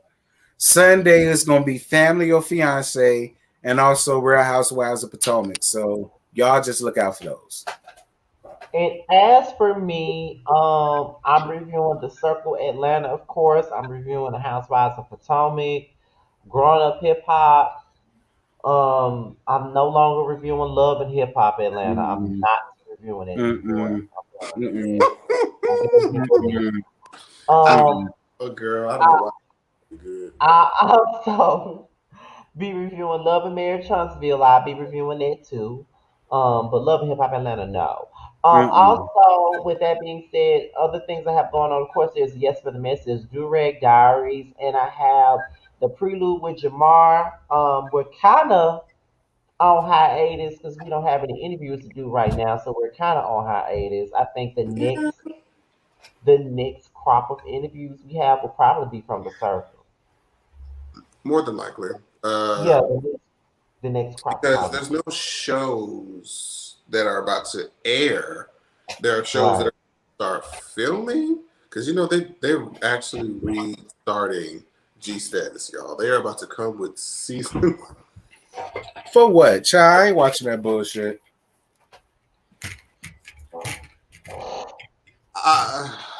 However, Never mind. We'll talk. however, um, yeah. I have the prelude with Jamar, of course, like I said, and also I have this boys' night out with Jamar, Terrence, Josiah, and Maddie. I also have a show coming on the Thirst Trap Boys Network called The Rundown, and I also did a segment with the Thirst Trap Boys Network called How Smart Are You? And I looked dumb as fuck because I didn't remember none of that shit he asked me halfway and he tricked me with some of them damn questions. So I'm real shame about that, but it is what it is. I wasn't prepared for this shit at all. Um, I'll be seeing Jamar in Atlanta in a few weeks. Terrence and Josiah is supposed to come, but we'll see how everything goes with them because life is busy these days. So we'll see how things go. But I know for a fact I got my fucking ticket. And Jamar plans to feed me edibles, and I ain't got time for this shit. It'll Come probably through only be one, that. it'll probably only be one time. I'll see how you If guys you, do the first time. all I gotta say is this right here: if you feed me an edible, bitch, don't you dare put no foundation on my face. I'm telling you right now. Nah, I don't even. Listen, you need to get with it. I do edibles and the herb at the same time. Okay, Isn't it better than being drunk? it is. I Yes, prefer a high way quicker than a drunk. yes. Oh my Because god. with a high, you laugh at everything. You ain't angry. You ain't got to worry about being sick. You ain't got a hangover. You ain't got to worry about none of that. Mm-mm. And it's much less calories, bitch. All that. Right. Oh, jeez. I just Anyway, anyway, first of all, support everybody on the platform. Support Jamar in his endeavors. Like I said, he has the Circle Atlanta. Please tune in. Support our friend Jamar. Please tune in. Support Terrence. Support Josiah because Josiah is now on a revamping stage with his channel. Mhm. We did the Love and Hip. What was the downfall of Love and Hip Hop, and he wants to do what was the downfall of Real Housewives of Atlanta. So if Terrence Everything. and Terrence and Jamal want to be a part of that, they can. Let Josiah know, but that's one of his things on his channel. And support Maddie. He got a panel that comes on every goddamn Sunday, and I watch it. Even though I don't watch the Drag Race show, I still watch their panel for the sake of Maddie and Jamar. And duly noted, because I like him. Mhm. Um, let me see what else. And make sure y'all support Boys Night Out. You know what I mean? Support Boys Night Out. We have fun when we come up here. You know what I'm saying? We always have fun, and that's that on that. Support the preload because we'll be back soon. Like I said, I think our next batch of interviews will probably be from the circle. I mean, there have been people that reached out to us for interviews, but ain't nothing solid with them yet. Child, But look back at that girl. And then the interview that we were told was going to happen after a certain reunion did not happen. so the next batch of interviews will probably be from the Circle ATL, pretty much. Mhm. I know Chasing Dallas is filming. Well, they're done filming. They just filmed early. Well, I don't know. They might still be finished. They're finishing, but I think they're coming in the fall, maybe like September or something, next couple of months. Probably September. Yeah. And you see that So they've been trying to put like, who do you want to see on the retreat season 2 from any of these shows? I'm like, oh my god. they said that. Yeah, that's been people have been reposted on the Instagram story. Oh Lord Jesus. Oh my God. Oh Jesus. So you know, I'm sleepy. I've been working off 3.5 hours of sleep. So I know once I get off of here with Jamar, I'm going to sleep because I've been fighting this sleep since I've been up here. But yeah, this was the new episode of Boys Night Out, the sixth episode of Boys Night Out. We'll be back in 2 weeks, and then after that, I'll be seeing this bitch here in person. We're gonna have a great time. I'm gonna have to call all the people. We're gonna try to get with as many people as possible because like I really don't just go out to the clubs no more. I don't either. Time I go is I'm going to go see one of my friends or one of my girls perform, or they invite me to go somewhere. Otherwise, Right. Listen, okay. So, and the plus he doesn't live that far from me now. So the flights, the flight would be short, maybe about an hour and 30 minutes, maybe an hour and 30 minute flight. mm-hmm. So now I can see him more often than I did in the past. So I know Josiah is still coming. I don't know about Terrence yet, but I know Josiah is still coming. That same But weekend. mhm, Okay. yeah, so he's still coming. But my friend did say he was cooking for us, and let me tell you, Jamal, my friend is a caterer, and that food is got. Listen, I ain't got time. I'll be the judge. Uh, you gonna see, bitch? I'm telling you. That shit gonna make you want to I slap your mom. I'm telling you. love me some good food now. Listen, okay. You gonna see when I come up there. You gonna see. But with that being said, y'all, once again, be sure to support Boys Night Out. We working hard with this show. Um, it's just a lot of fun. The prelude is more professional, where it's like, I guess. in a sense, it's more professional. I feel like here we let our hair down. Here we drink all the other stuff. But Boys Night Out, we there to have a stone face for these interviews and shit. So that's the thing there. But once again, thank you guys for watching Boys Night Out. We'll be back in 2 weeks again. Like I said, we do this show every other Friday. Josiah is working out. I think Terrence got another family phone call, and so that just leaves me and Jamar, and we are signing out. Once again, the podcast is coming still. We just trying to figure some things out with that. Bitch life. A bitch is tired. We both tired. And it's like if I don't feel like I can put the effort into it like it should be, I don't even want to start. Because I'm just like, when would I fit that in on a weekly schedule Right. that we could commit to? I don't know. I think we'll figure it because, like I said, we'll figure out because, like I said, like Boys Night Out is every 2 weeks, and then the prelude is slow right now because we don't have no interviews right now, so it's slow. So I think we'll figure it out. Okay, cut this bitch But off. but we still got these two shows. We got this and the prelude to take its place for now. So we still got some going. But with that being said, y'all, I've been saying with that being said for the last 10 minutes, y'all, we out here, y'all. We'll see y'all in 2 weeks.